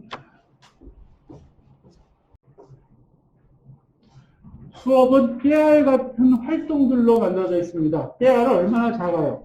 수업은 거창한 전략과 기술, 우리가 모형 같은 걸로 수업이 만들어지는 게 아니라요. 어느 수업에서나 활용할 수 있는 아주 작은 단위의 수업의 요소들로 되어 있어요. 그것 때문에 전체적으로 수업이 목표와 무관하게 이루어지는데 학생들은 매우 즐겁고 재미있는 수업이라고 느낄 수도 있는 겁니다. 그것 때문에 경험이 오래된 교사들이 수업을 잘하는 것처럼 보이는 거예요. 이것이 가지고 있는 이중성을 여러분들은 이해해야 돼요. 수업은 거창하게 교육 이론이나 이런 걸로 만들어져 있지 않아요. 그거는 틀을 만들고 있는 거고, 수업의 그 구체적인 학생들이 만나게 되는 경험들은 수업의 기술들로 이루어져 있어요. 작은 단위의 활동들로 되어 있어요. 그건 숙련된 사람이 잘하는 겁니다. 그러니까 여러분들은 지금 머리가 아무리 비상해서 수업을 잘하려고 해도 그 수업이 잘할 수는 없어요. 경험 있는 교사들만 못해요. 그렇지 않습니까? 예를 들어서 질문을 하는데, 이제 얘기는 해줄 테니까 여러분들 머리는 알겠죠. 질문은 잘하는 수업 시간에 수업이 굉장히 원활하게 돌아가는 그 수업의 교사는 어떻게 하냐면, 질문을 하면 학생들이 다 답을 해요. 설마 이거 연구 수업에서 그 교사하고 미리 전 시간에 짬 맞춰가지고 해서 잘하는 거 아니야? 안 그런데도 잘하는 교사가 있어요. 그런 교사는 어떤 교사냐면, 학생들한테 답을 잘하게끔 훈련시키는 게 아니라 답을 할 수 있는 것들을 물어봐요. 그리고 그 답을 할 수 있는 걸 물어보는데 어려운 거 물어보고 중간에 쉬운 거 물어보고 또 어려운 거 물어보고 이러면 수업에 흐름이 없잖아요. 수업은 구체적이고 그 활동으로부터 점점 내용으로 육박해서 목표에 도달할 수 있게끔 해줘야 되잖아요. 어려운 질문 뒤에 나오고 학습 내용과 본질적으로 일치가 되는 것들은 뒤에 나와줘야 되잖아요. 그러면 어떻게 했어요? 이를테면 이 수업에 굉장히 방해가 되고 있고 맨날 수업 시간 중에 이상한 질문만 해서 분위기 흐리고 있는 친구가 있어요. 이 친구는 교사한테는 어떤 역할을 하냐면 일종의 뭐 영국 교육 이론에 따르면은 비판적 사회 이론에 따르면 사회교육학 이론에 따르면 사나이라고 불리는 애들인데 이런 거 하면 뭐야? 제 범생이 선생님 말이나 맨날 이렇게 종종 따라서 성적이나 잘 받으려고 하는 애. 이러면서 야 어차피 우리 졸업하면은 저 학교에 공단에 우리 취직하잖아. 공부하면 뭐해? 라고 하면서 뒤쪽에서 그룹을 만들고 있는 친구들인 거예요.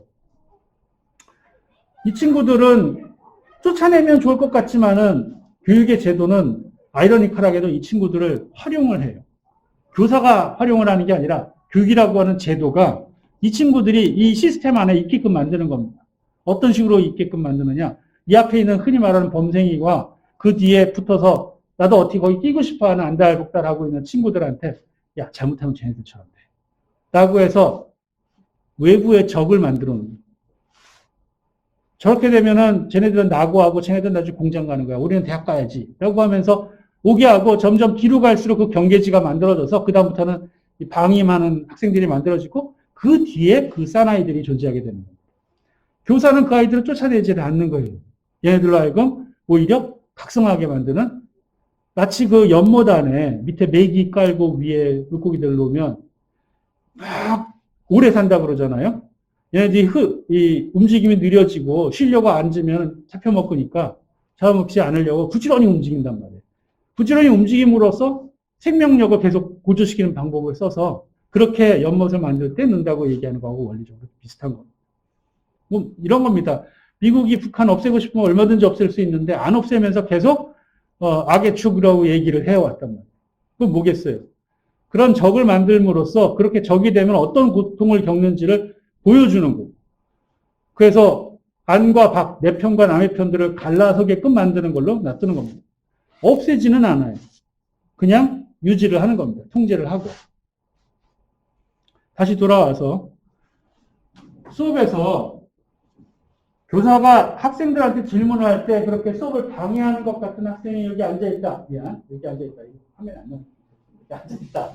그럴 때 무시하고 넌 그냥 조용히 있어. 자도 좋아. 뭐 밥만 먹지 마. 떠들지만 마. 가만히만 있어. 이렇게 놔두는 교사와 수업 시간 중에 이 친구한테 야, 지난주에 뭐 했니?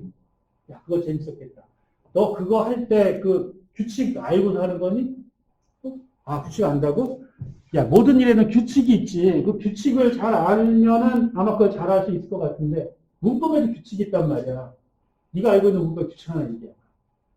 오늘 우리가 공부할 때 의문의 변동인데, 의문의 변동에 알고 있을 만한 규칙 뭐가 있을까? 이렇게 해서 점점 본질로 들어가고 어려운 내용으로 들어가는데 각각 답을 할 수 있는 수준의 관심을 가지고 있는 학생들에 맞춰서 질문을 해가는 겁니다. 모든 학생은 답을 하고 모든 학생은 내가 이 그룹 안에 속해 있다라고 하는 소속감을 느끼고 모든 학생은 내가 뭔가를 해냈다라고 하는 자기 효능감을 가지고 있는 거예요. 사실은 질문의 수준과 질문이 요구하는 이 신급은 다르고 그것에 의해서 이 학생이 학습의 목표치에 도달했는지 여부는 각각 다르겠지만 모든 학생들은 내가 이 학습에서 실제로 효능감을 이 쓸모가 있는 목표에 도달할 수 있는 사람이라고 하는 자신감을 갖게 해주는 거예요. 그건 내가 질문은 어떤 종류가 있고 어떤 식으로 해야 되고 뭐 발산형과 수렴은 어떻게 돼 있고 이거를 아무리 해줘봐야 교사가 학생들이 어떤 상태에 있고 수업에 대해서 어떤 태도를 가지고 있고 이 학생에게 어떤 질문을 던지면 이 학생이 반응을 할 것이고 던지지 않으면 반응하지 않을 것인지를 알고 있고 그것을 수행할 수 있는 교사라야 할 수 있는 거잖아요. 그러니 경험이라고 하는 건 교사의 역량에서 굉장히 중요한 요소를 가지고 있는 거 맞아요. 깨알 같은 활동들로 이루어져 있어요. 여러분들은 바로 잘할 수는 없어요. 다만 경험이 오래됐다고 해서 그 순서로 다들 질문하지는 않습니다. 경험이 오래된 교사는 쟤는 딱 봐도 쟤는 나중에 뭐 성적 별로 나올 것 같지도 않고 어차피 성적 나올 만한 애들 여기서 몇 명, 추천서 써줄 애들은 여기서 몇 명, 성적 받고 수능에서 점수 가지고 갈 애들과 점수 없이도 갈 애들, 안 갈 애들은 어느 정도 이런 걸 경험으로 누적하고 있는 교사들은 질문을 굳이 안 할 거 아니겠습니까? 조용하기만 하면 되니까. 그런데 그거는 활동들로 되어 있는 것이 아니에요. 그거는 교육의 관점, 학생 관점, 수업에 대한 관점을 가지고 있는 교사냐 아니냐에 따라 달라지는 겁니다. 내가 여러분들에게 해줄 수 있는 거는 경험은 아니고 그 바탕에 있어야 되는 얼개들을 해주는 거고 여러분이 나머지를 만들어내야 되는 겁니다. 그건 이해되시죠?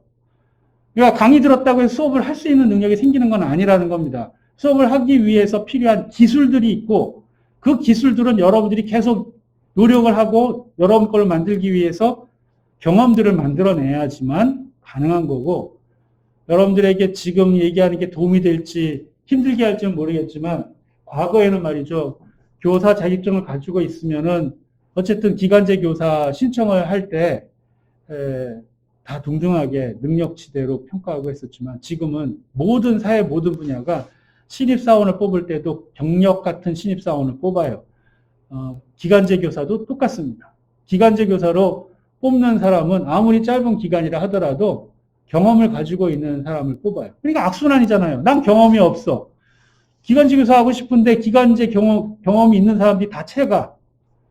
나는 언제 그런 경험이라도 먼저 하고 그걸 바탕으로 해서 실력을 갖춰서 그걸 가지고 또 시험에서 도움이 될 것인가. 사실 예전처럼 4학년 졸업하면서 바로 교사가 되는 학생 수가 많은 시대는 지나가 버렸어요. 이제는 임용시험 자체가 그런 경험들을 가지고 있는 사람들이 유리하게 되어 있는 구조예요. 시험 자체가 1차 시험 그렇고 2차 시험 지금 논쟁 중에 있지만 그 지역 교육청의 교육감한테 그 재량권을 준다는 거는 교육감이 맘대로 한다는 얘기가 아니라 한마디로 실기 능력을 심층적으로 평가하겠다는 거예요. 지금은 그렇지가 않아요. 지금은 지식 중심으로 평가하니까 사실 이게 교육감한테 간다는 게 우리한테는 유리한 거예요. 세상에 말하기는 그렇긴 하지만 우리한테 유리. 왜냐하면 사범대는 전국에 약 50개, 51개 국어과가 있는 게 그 정도지만 지금 7주차에 내가 얼마큼밖에 못했는지 알죠? 내가 8주차까지 하고 뭘 하겠다고 얘기했는데 지금 7주차에 요 앞장 못 넘어갔어. 마지막 장 이거 했고. 그래서 이 못한 것들은 동영상을 또 찍어서 올려야겠죠? 찍어서 올릴 거니까 그럼 보는데 어쨌든 이건 마저 정리는 해야 될 것 같아요. 수업이 이렇게 기나라고 억울해하지 마세요. 나도 짧게 하고 싶은데 이 내용이 한 학기 동안 끝나지 않는 걸 한 학기 동안에 해야 되니까 여러분들은 배워야 되는 내용이에요. 이게 좀 과도한 과목에 대한 자부심인지는 모르겠지만 여러분들은 내용학은 어디서든 배울 수가 있어요. 국문과에서도 배우고 아까 얘기했던 교육대학원 그 151개 교육대학원에서 배출되는 임용 시험 그 예비군들이 엄청 많습니다. 그리고 다 굉장히 강한 경쟁자들이에요. 이 경쟁자라는 의미가 지식 중심으로 임용시험이 이루어질 때는 여러분들이 불리한 구조예요. 여러분들의 특징을 한마디로 얘기하면 잠재성이 있는데 고등학교 때 공부를 덜한 친구들이에요. 그게 평생 영향을 미치지는 않아요. 항상 하나의 단위들이 넘어갈 때마다 세팅되는 것들이 달라지기 때문에. 그런데 불이익으로 자리 잡는 곳들이 몇 군데가 있습니다. 임용시험이 만약에 지식 중심으로 된다면 불리함으로 작용하게 돼요. 그 학습법에 익숙한 사람과 그렇지 않은 사람은 되게 큰 차이가 있는데 여러분 시각에서 본다면 시험에 합격하는 원리는 간단합니다. 내가 지금은 굉장히 지식이 부족하다 하더라도 학습해서 암기할 수만 있다면 매년 2점씩만 올라가면 됩니다. 그럼 언젠가 합격됩니다. 시험은 간단하거든요. 의도를 파악하는 거예요. 출제자의 의도를 파악하고. 출제자의 의도를 정확하게 파악하면 의도대로만 써주면 정답이 돼요. 그리고 임용시험은 얼마나 단순하냐면 그 의도를 주관식 서술식으로 묻기 때문에 답이 다양하게 나올 수가 있어서 인정답을 이만큼씩 만들어주고 있어요. 내가 출제를 여러 번 했었고 그 원리들을 만드는데 기여를 했었기 때문에 정말로 나한테는 너무 어이가 없게 느껴지는 게 고등학생이 학습법을 제대로 익힌 고등학생이 시험을 보면 고등학생이 합격한다는 시험. 왜냐하면 중고등학교 교과서에 나오는 내용 수준으로 답을 하면 되거든. 막 심화해서 공부를 해야 되는 게 아니에요. 이 시험. 2차는 그렇지가 않지. 1차 시험. 근데 1차 시험 떨어지는 학생들의 예를 보면 엄청 파고 들어가. 어떤 부분은. 시험에 안 나오는 부분들만. 그리고 답을 썼는데 자기 말을 써. 필요한 말은 뭐겠어요? 출제자가 답이라고 생각하는 그 개념이든 용어든 그것의 유의어까지 써줘야 될 거 아니에요. 그것과 호환이 되는 말을 써줘야 되잖아요. 그렇죠? 여기다 이스탄불에서 사용하는 말 써준다고 되는 게 아니잖아요. 그 말들을 쓰는 거는 어렵지가 않아요. 정확한 용어를 쓴다고 공부는 하지만 사실은 비슷한 말을 써놔도 정답을 인정하거든. 심지어는 비슷하지 않은데도 그 문제 안에 단서가 있어서 그 단서로 막 우길 수 있는 정도가 되면 정답으로 인정해 주는 것도 많거든. 그런데 공부하는 입장에서 학습법을 못 갖추면 정말 열심히 공부하고 열심히 문제를 쓰고 뿌듯하게 나와가지고 떨어진다고. 여러분들이 가지고 있는 일반적인 문제예요, 그게. 여러분들. 근데 그건 극복 못할 문제는 아니에요. 왜냐하면 이게 만약 예를 들어서 대학원 입학 문제 같이 나온다면 그럴 수 있지. 대학원까지는 안 돼. 심화해서 공부한 것도 아니고 국문과에 비해서 우리가 학문적으로 각 과목들을 막 그렇게 깊이 있게 공부하는 것도 아니고 알바해야 되고 뭐 한데 이게 아니라는 거예요. 이게 아니라는 거예요. 우리가 시험 볼 때 필요한 지식은 여러분들이 만약 지금 다시 고등학교로 들어가고 정신 차리고 3등급 이상, 이게 이 3등급이라고 하는 게 서울 강남 지역 기준으로 얘기해야 되는구나. 그냥 수능에서 90점 정도 이상 맞고 안정적으로 90점 이상 계속 맞고 그 정도로 준비를 계속 유지한 상태로 공부를 하면 합격할 수가 있는 거예요. 다만 이제 그 상태에서 출제자가 어떤 것들을 내려고 하는가. 이런 것들에 대한 공부의 과정, 그런 과정이겠죠. 그동안에 무엇이 출제가 됐고, 어느 정도 수준에서 어떤 규모로 출제가 됐고, 그리고 앞에서 뭐뭐를 냈으니까 이제 뭐뭐가 나올 것이고 하는 것들을 내가 예측을 하고 거기에 따라서 좀 더 공부를 한다면, 그럼 합격할 수 있는 공부인데, 그거를 못하고,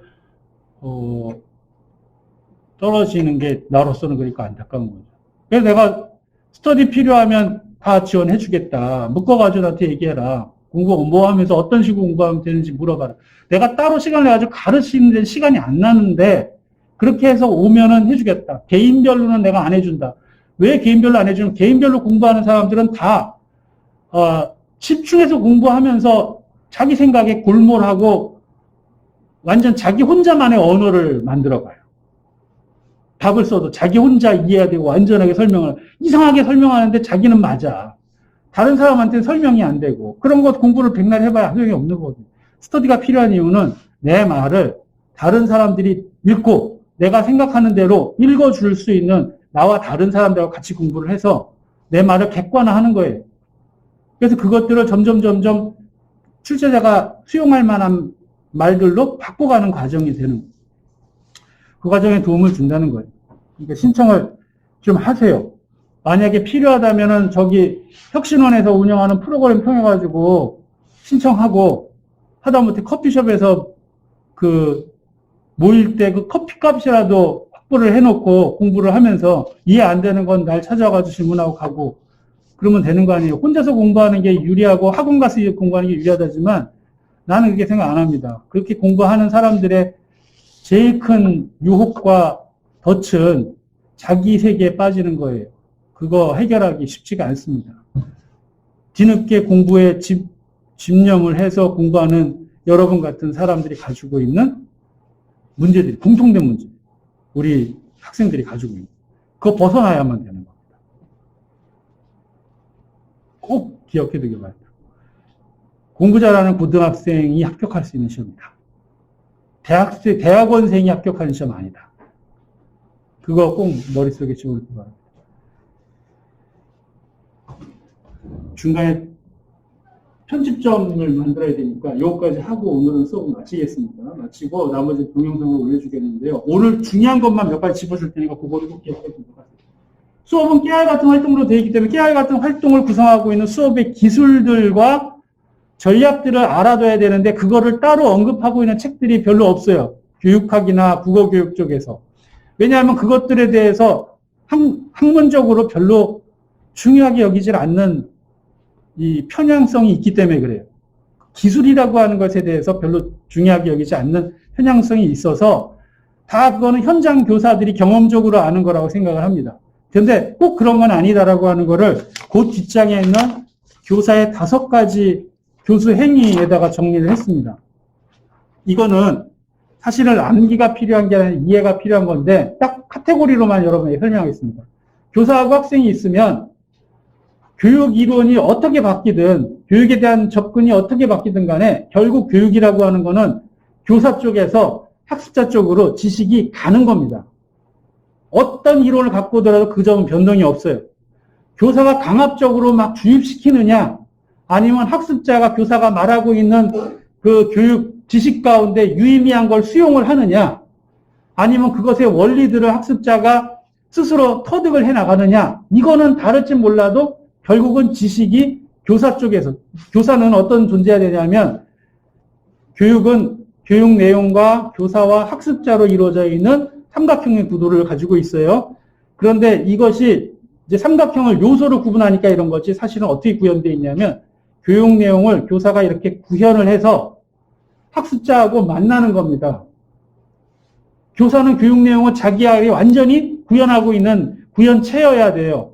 어딜 봐야지만 뭘 아는 게 아니라 자기 안에 교육 내용이 완전히 들어오고 자기 있게 돼 있어야 돼요. 그리고 학습자와 만나고, 그 다음에 교사는 학습자가 이해할 수 있는 언어로 학습자에게 다가가서 학습자의 언어로 학습자가 이해할 수 있게끔 지식을 전달해 줘야 되고, 학습자는 그것을 자기 것으로 만드는 능동적인 역할을 해야 돼요. 이게 어떤 교육이론이든 그 기본적으로 이 관계입니다. 여기에서 보통 사람들이 헷갈리는 게 교육 내용과 교사가 떨어져 있다고 생각하는 것. 첫 번째 오류. 두 번째, 학습자가 교사 쪽으로 올라갈 수 없어요. 절대로 중학교 1학년한테 대학교 수준의 지능과 대학교 수준의 언어를 사용하기를 요구할 수 없어요. 결국 중학생한테 교육을 하려면 교사가 중학생 수준의 언어를 해줘야 되는 거고, 초등학생한테 교육을 하려면 초등학생 수준의 언어로 설명을 해줘야 되고, 유치원 아이한테 교육하려면 유치원 아이의 언어로 말해줘야 돼요. 그래서 내 평소의 지로는 교사 중에서 진짜 그 능력 있는 교사는 초등학생 저학년들 가르치는 교사다. 제일 어려운 건 뭐냐면 교사가 초등학생의 언어를 쓰는 게 어렵기 때문에. 초등학생이 배우는 지식은 그게 어려운 지식 아니잖아요. 하지만 진짜 어려운 건 교사가 초등학생의 언어를 쓰는 게 어렵기 때문에. 내가 여러분한테 수업할 때 어려운 점이 뭔지 아세요? 다 성인인데 내 언어가 이 공부하는데 적합해지면서 거기에는 또 이 학문계의 언어가 있어요. 이게 다 속어들이에요. 이 속어들의 세계에 완전히 들어가게 되면 다른 사람하고 의사소통이 잘 안 됩니다. 그러니까 나는 교수법에 대해서 전공을 한 사람이긴 하지만 이 언어를 일상적으로 쓰는 사람이다 보니까 자꾸 이 언어가 계속 나와요. 그 여러분들은 내가 이 언어를 사용하면 이해가 안 되죠. 왜냐하면 이 언어는 좀 독특해서 새로운 말을 쓰는 게 아니라 기존에 있는 말을 재정의해서 쓰거든요. 그러니까 같은 다 아는 말을 쓰는데 뜻이 달라. 그러니까 듣다 보면 무슨 말인지 이해가 안 되는 일들이 생기는 겁니다. 그게 나로서는 어려운 점이고 내가 능력 있는 아주 잘 가르치는 교수가 아니라고 스스로 생각을 하는데, 여러분들이 교사로 할 때는 여러분들은 상대적으로 여러분들하고 말이 통하는 중고등학생의 언어를 쓰니까 상대적으로 낫지만, 중고등학생이 사용하는 언어를 쓴다는 게 애들이 사용하는 유행어를 쓴다는 게 아니에요. 애들의 사고방식에 적합한, 사고방식을 이루어지고 있는 언어들을 사용해서 가르치려고 하는 걸 가르쳐야 된다는 점이 어려운 점입니다. 그거 해줘야 된다는 게 그 다음에 하는 거고. 그 다음에 요 관계가 만들어져야 돼요. 교사하고 학습자, 교사 관계가 만들어져야 되는데, 요 관계에 대한 설명을 여기 3번에다 적은 겁니다. 두 가지가 있어요. 첫 번째는, 하나는 설명하는 겁니다. 교사의 교수행위 첫 번째는 설명하는 거예요. 두 번째는, 교사의 교수행위 두 번째는 지시하는 겁니다. 설명은 지식을 주는 과정이고 지식을 이해하게끔 하는 거니까 결국 설명의 핵심은 뭐겠어요? 이해하기 쉽게끔 설명하는 거죠. 설명이라는 개념 자체가 그런 거예요. 이해하기 쉽게끔 쉽고 자세하게 풀어서 말하는 게 설명인 겁니다. 대상에 대해서. 그 다음에 지시는 뭐냐면, 이해하는 과정은 그냥 머리만 이렇게 귀만 들여낸다고 이해가 되는 게 아니라 수행을 통해서 이해할 수도 있고, 활동을 해야 될 수도 있고, 또는 필기를 해야 될 수도 있고, 반복적으로 읽거나 암기해야 될 수도 있어요. 그거를 말해주는 게 지시라고 하는 거예요. 자, 지금 이제 교과서 몇 쪽을 펴서 한번 다 같이 읽어봅시다. 이건 지시입니다. 지시라고 하는 게 강압적인 명령을 말하는 게 아닌 거죠. 학생의 행동을 규정하고 있는 말들인 겁니다. 이 두 가지에 의해서 학습자가 학습 활동을 할 수 있게끔 이제 주는 겁니다. 교사가. 교수행위 핵심 부분은 두 가지고요. 그 다음에 교사하고 학습자가 관계가 만들어지지가 않으면은 이게 이루어질 수가 없을 거 아니에요. 그래서 관계를 만들기 위해서 하는 것이 호명입니다. 호명은 부르는 건데 뭐 그렇게 중요하냐라고 하지만, 학습자의 활동은 개별적으로 이루어질 수도 있고 집단적으로 이루어질 수도 있고 또는 부분 집단으로 이루어질 수도 있어요. 그럼 그때마다 호명이 달라질 수도 있습니다. 그리고 어떤 활동은 개별적인 질문 다음에 전체 질문으로 바꿔서 전체 활동으로 바꿔야 되는 경우도 있고 전체 활동에서 개별적인 활동을 바꿔야 될 수도 있어요. 이때마다 호명이 적절하게 이루어져야지 학생들이 아 이게 나한테 대한 거구나, 우리한테 대한 거구나 하는 것들을 판단할 수가 있는 겁니다. 호명이 가지고 있는 중요성은 단순하게 누구를 부른다는 게 아니라 교사하고 학습자가 어떤 관계, 누구랑 누구가 관계를 맺어지는가에 대한 그 지시다. 요거를 명확하게 해주기 위해서 호명이라고 하는 단계가 있고요. 그 다음에 발문이 있습니다. 발문은 학습자로 하여금 사고를 촉발하게끔 하는 건데 이거는 정답이 아니라 학습자의 반응을 전제하고 있는 질문들을 발문이라고 합니다. 그러니까 이런 거는 발문이 아니에요. 야, 너 좀 조용히 해봐. 내가 언제 너한테 그렇게 떠들라고 얘기했어. 이런 거는 발문이 아닌 겁니다. 뭐라고 대답하겠어요? 죄송합니다. 이겁니까?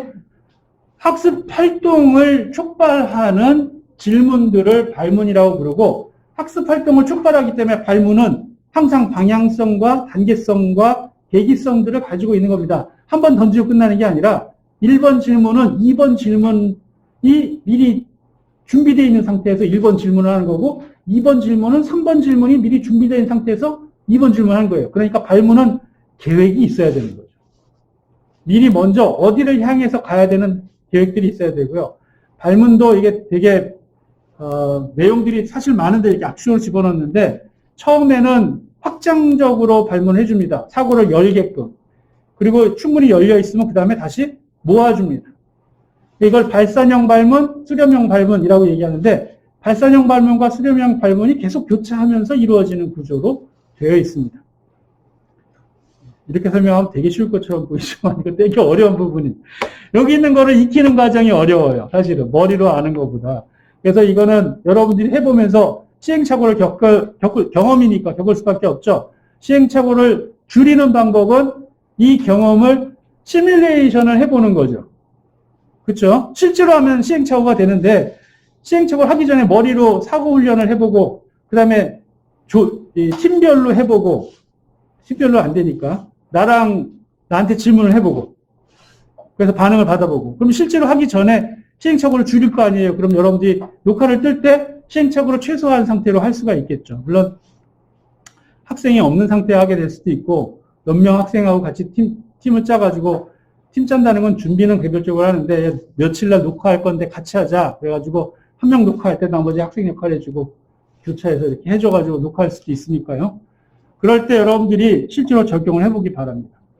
그 다음에 5번째는 이런 과정을 하고 날 때마다 교사가 야 요거는 뭘 어떻게 교정을 했으면 좋겠다. 이건 되게 잘했다.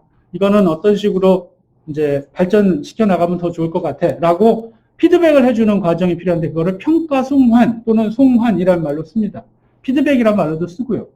교사가 하는 것은 이렇게 5가지입니다.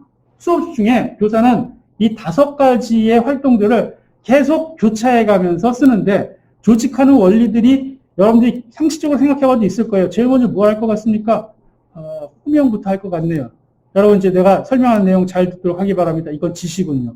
그 다음에 설명을 하고 나서 내 얘기 잘 이해됐습니까? 라고만 질문하면 이거는 발문으로서 부족하죠? 네 라고밖에 대답을 안 할 테니까요. 내가 지금 이제 여러분 잘 들었습니까? 지금 내가 강조했던 게 뭐죠? 라고 하면 전체에 대해서 전체가 대답을 해줘야 되겠죠? 그런데 학급이라고 하는 거는 충분히 서로 상호 약속이 돼 있지 않으면 이런 질문한다고 대답을 안 합니다. 이 강의실처럼. 그러면 이제 처음에 첫 인사할 때 어떤 게 필요하다고요?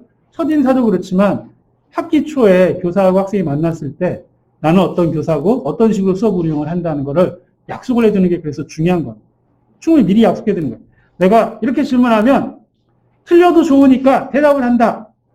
나는 여러분이 답변에 대해서 평가하지는 않겠다. 아니, 평가하는 좋다 나쁘다 얘기하지는 않겠다.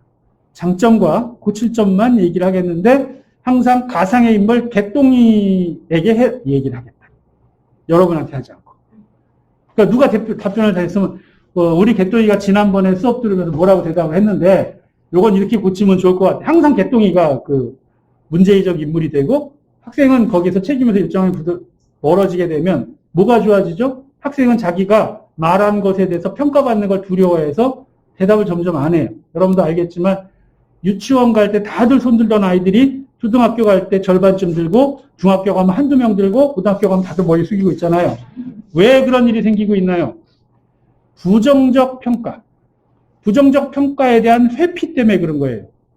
내가 처음에 초등학교 유치원 다닐 때는 모든 아이들이 손을 들었던 이유를 잘 생각해 보세요. 그때는 대부분 다 발산형 질문이에요. 뭐라고 대답해도 다 정답이에요. 그리고 학생들이 점차 수렴형 질문들을 받게 되는데 거의 고등학교 되면 교사들이 수렴형 질문만 하니까 뭐가 되는 거야? 정답 말하지 못할 사람은 아무 대답할 생각도 하지 마. 왜냐하면 대답하고 틀리면 창피하잖아. 이게 과거에는 중학교 이후부터 수렴형 발문들이 있었는데 지금은 초등학교 때부터 수렴형 발문들이 많이 등장하니까 초등학교에서 손드는 학생들 점점 줄어드는 거예요. 이거를 십몇 년 동안 훈련받아 오니 대학에서 내가 뭐라고 질문하면 대답할 생각을 안 하는 거죠. 뭘 말해도 난 틀릴 거야. 뭘 말해도 난 창피한 일을 당할 거야 라고 하는 자기 암시 때문에 대답을 안 하는 겁니다. 만약 거기에서 해방된다면 뭘 말해도 난 창피하지 않아. 첫 번째는 교수가 학생들한테 발산형 발문을 하면 되겠죠. 근데 어떻게 강의에서 발산형 발문만 할 수 있겠습니까? 그러면은 발산형 발문 말고 수렴형 발문을 할 때 학생들이 부담이 없으려면 교수가 반응을 넌 바보야. 그거밖에 못하니. 틀렸어. 이렇게 반응해 주는 게 아니라 맞게끔 계속 유도해 주는 발문으로 만들어서 정답 만들어주면 되는 거 아니에요? 또는 공동 책임으로 가버리면 되는 거 아니겠습니까? 개인이 부담이 적게끔. 아까처럼 개똥이를 만드는 방법도 있겠고요. 발문 얘기했고 그런 식으로 한다면 이제 평가 송환을 그렇게 해주면 이 과정은 계속 지금 내가 설명을 중심에 두고 연결되는 과정을 예를 들었지만 활동할 때 학생들의 활동을 할 때도 그렇고 발표를 시킬 때도 그렇고 필기를 하게 할 때도 그렇고 다 그런 과정들로 연결되어 있어서 여러분들이 수업의 내용만 이렇게 찍고 가는 게 아니라 어떤 식으로 이루어질까를 머릿속에 상상을 해보면 교사의 이 5가지 행위를 가지고 상상을 해보면 구체적인 모습들이 아마 잡히게 될 거다 하는 겁니다. 오늘 여기까지 하고요. 이 뒷부분은 따로 동영상 찍어가지고 올리도록 하겠습니다. 다음 주 목요일 날 수업할 때는 8주차 거를 우리 좀 밀리는데 이게 시간이 좀 오래 걸리는 하나가 있는데요. 여러분들이 가급적이면 과제를 하나 줘야 되겠어요. 평가하지는 않는 과제입니다. 이게 필요한 건데 시간이 좀 걸려서 지금부터 좀 할 수 있으면 교수학습 과정안, 수업 지도안, 학습 지도안 어떤 이름이라도 좋습니다. 가급적이면 그걸 작성한 사람에게 어떻게 작성하는 건지 물어볼 수 있는 한 최대한 물어보도록 하세요. 그거 만약 물어볼 수가 없다면 내가 교수학습 과정안 샘플 몇 개를 학습 자료실, 강의 자료실에 올려놓겠습니다. 그게 정답은 아니고 내가 수업 때 사용하는 건 그거 다른 거 쓸 건데 그냥 학습 자료실에 올려오는 강의 자료를 보면서 상상을 해보세요. 수업 상상을. 어떤 식으로 진행되고. 다른 거 하라는 거 아니에요? 거기서 일어나는 걸 수업에 상상을 해보세요. 그 다음에 그거까지 하고 그 다음에는 9주차 걸로 내가 올려놓은 게 교수학습 과정한 지침이라고 내가 만들어서 올려놓은 교환들은 내가 쭉 올려놨어요. 미리 수업할 것들을 9주차에 보면 교수학습 과정한 지침이라고 만든 게 있어요. 그거는 교수학습 과정은 보통 이렇게 만드는데 그건 이렇게 만들어놨습니다. 왜냐하면 거기다가 정말 깨알같이 이거 왜 필요하고 어떤 식으로 하는가 하는 걸 빨간색으로 다 써놨어요. 보기 좀 어려울 겁니다. 복잡하고. 근데 한번 좀 읽어보세요. 이거를 봐놔야지 내가 그 9주차 수업을 할 때 여러분들이 그 방식대로 여러분들이 만들어 볼 수가 있습니다.